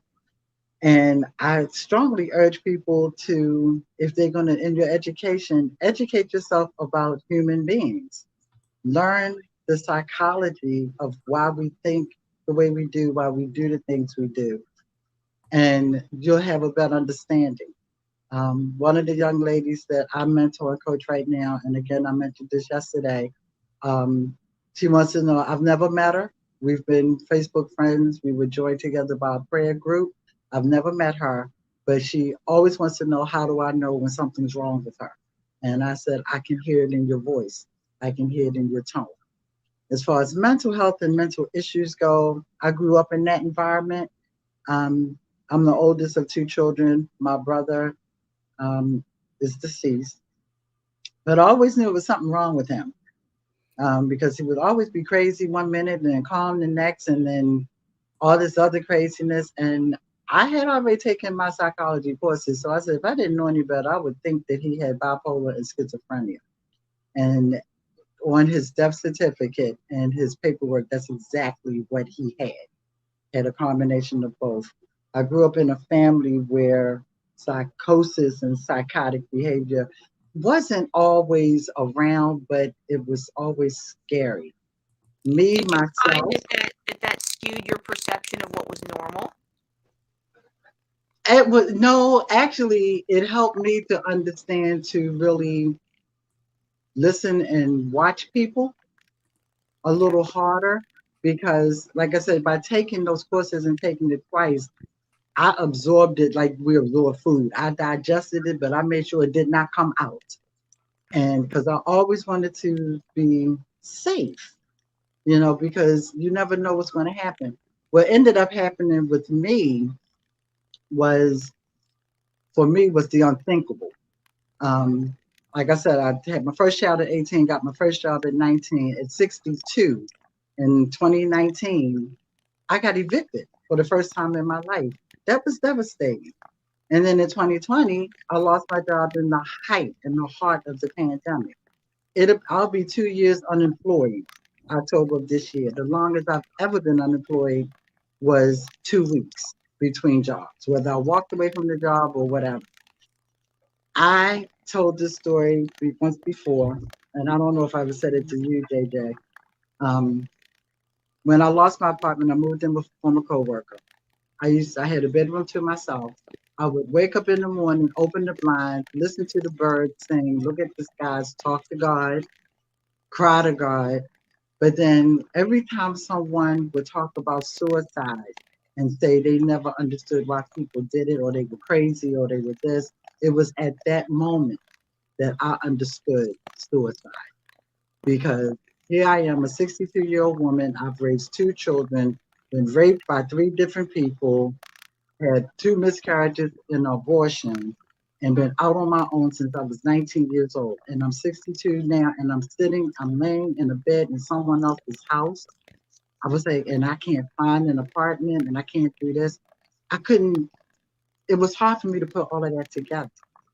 So I sat back one day and I thought about what I learned in my psychology 101 and 101 times two. And I thought about it and I said, okay, things happen in life, but some of us are victims of our environment. And my environment growing up was being part of a well to do family. I didn't know what it was like not to have anything. I grew up with everything I could possibly want and then some. So I had to psychologically tell myself that I had to, one, get back on my faith base, get back to praying, get back to the things that I know about myself and what I can do and what I can't do. And tell myself positive affirmations, of which my sons were the ones that required that. It was like, Mom, say something positive to yourself every day. Write it down, look at it every day. You have gone through a lot. You've lost both parents, you lost your brother, you've been all these different funerals, you lost friends, even trouble with my oldest son. I did not know how to cope until I finally learned how to shut me down. And what shut me down was prayer. I want to give you some space at the end because I know we couldn't get you in the mental health. I want to give you some space at the end to really talk about how you did that. Because you gave us some good tips just now, but I also want to go ahead and I know that we're running a little late. I want to let these ladies be able to finish out the toxic. But I was worried we weren't gonna get you back on, so I was like, we're gonna pause and we're gonna bring Miss Lenny on. Well, Linda told you I had the same problem yesterday. So, but the thing is it's the resiliency, and it's that, and it's a skill that can be learned. And even when you were brought down to your core, it really does feed into what we're talking about with the other ladies about toxicity, because sometimes it's these things that have knocked us down, or it's the psychosis and neurological other aberrations that we grew up thinking were normal, or the abuse that we grew up thinking was normal. And all of those things can lend themselves to us being more willing to subsist in a toxic work environment. But I'm going to ask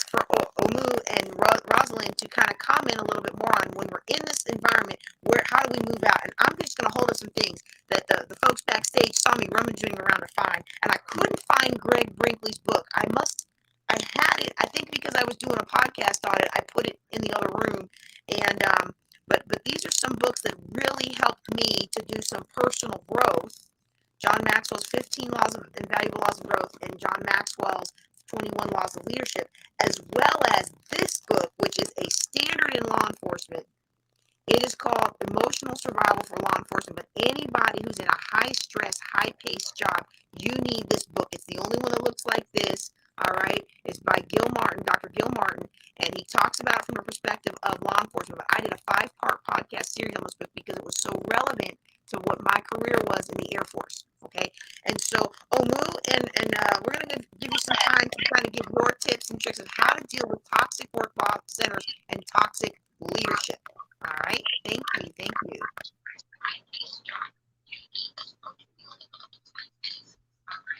you. I'll take a cue from what Rosalind said. I always say to people that no is a complete sentence.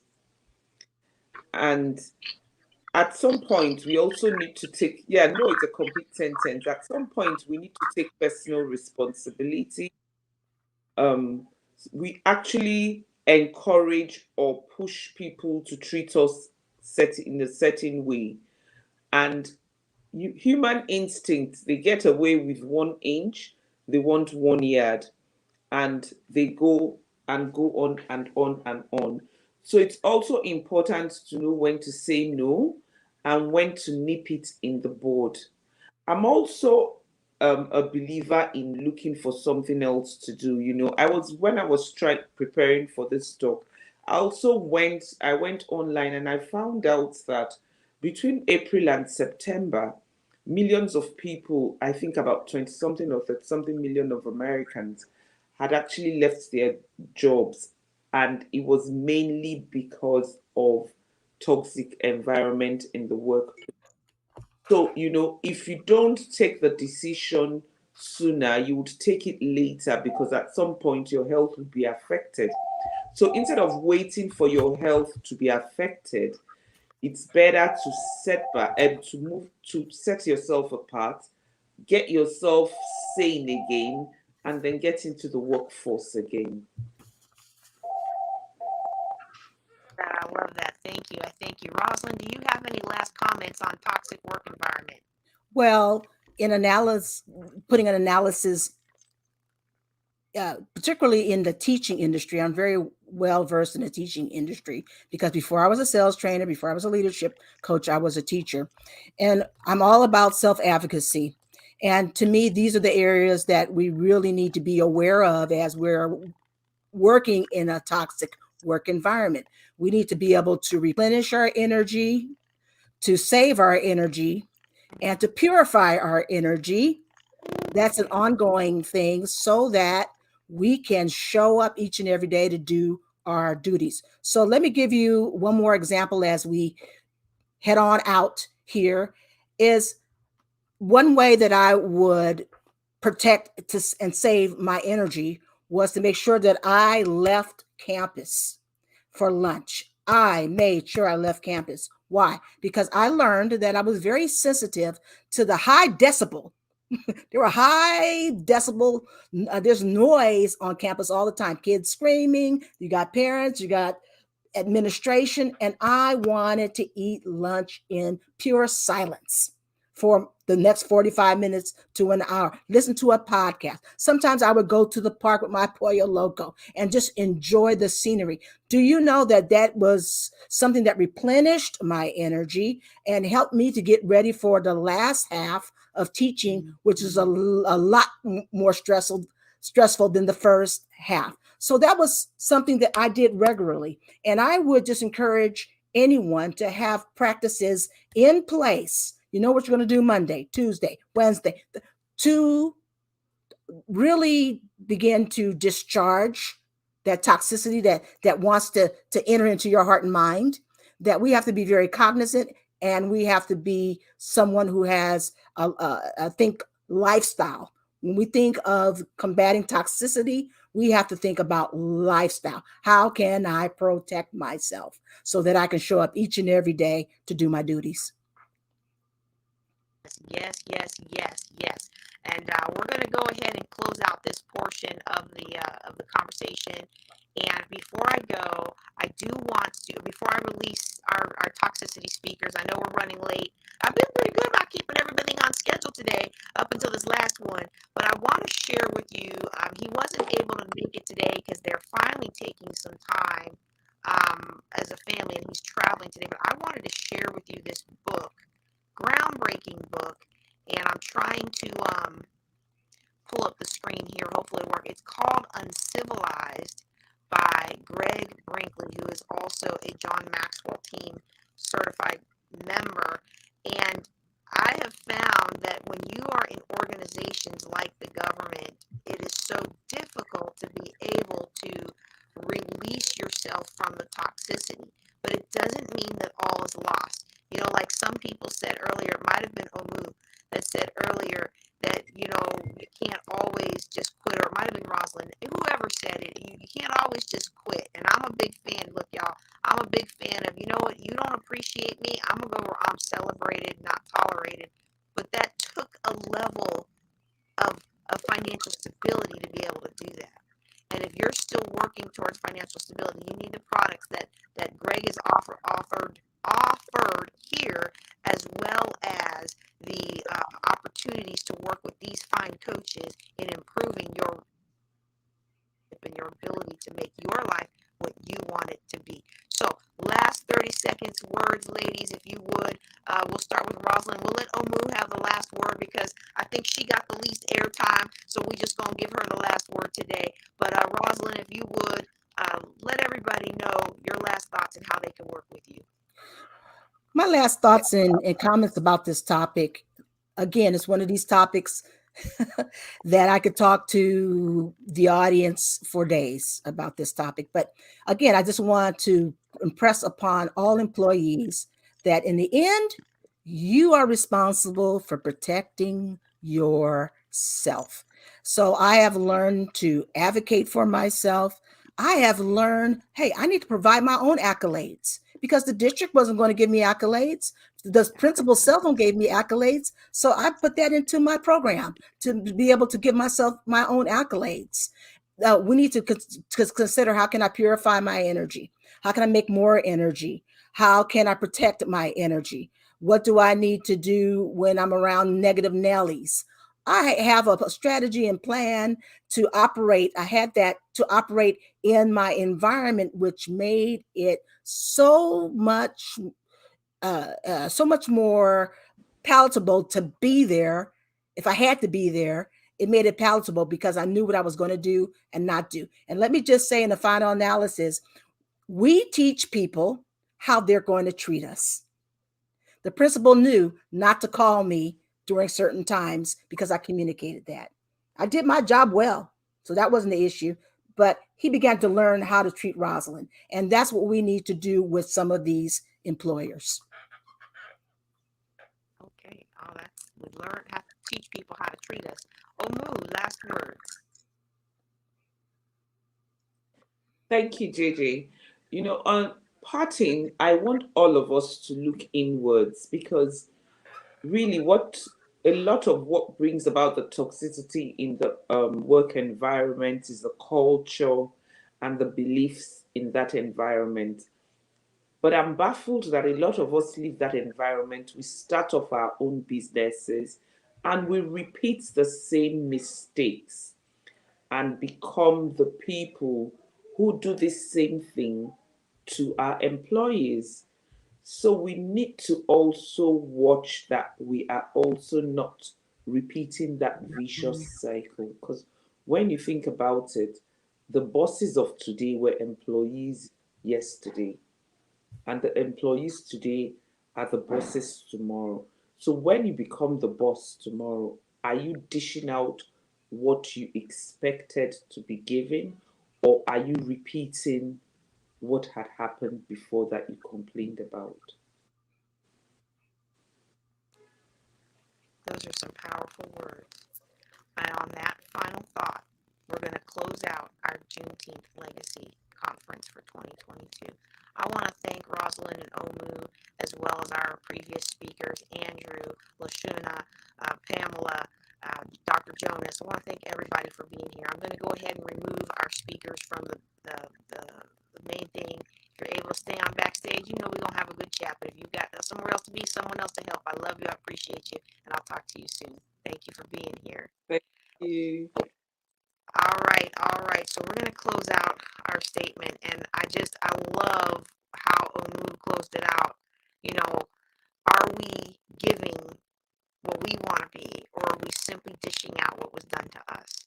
And I think as we ponder the legacy of Juneteenth, it's important to ask ourselves that question and then take action to make the answer to that question be what it is we want it to be. And so I'm going to close today with a very special invitation. If you've been with us throughout the day, then you might remember that I've already invited you to something. But I'm going to invite you one more time because I don't want you to miss out on an opportunity to change your life, your legacy, and the dynasty of the future generations that are coming after you. Whether you have children or not, you're a part of this community, and I want you to have every option to succeed and to overcome generational hurdles.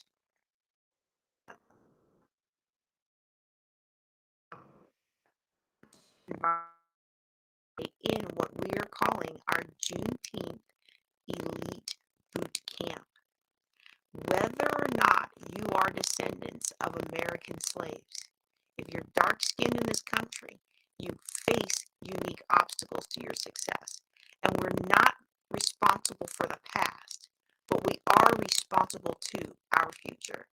It's time for us to take the discussions that we've had up till now and get into real talk about these real issues in a real environment that we can really help one another. So I want to invite you to come into this boot camp with me, this Juneteenth Legacy Elite Boot Camp, and learn how to take greater charge of your life and build a financial legacy.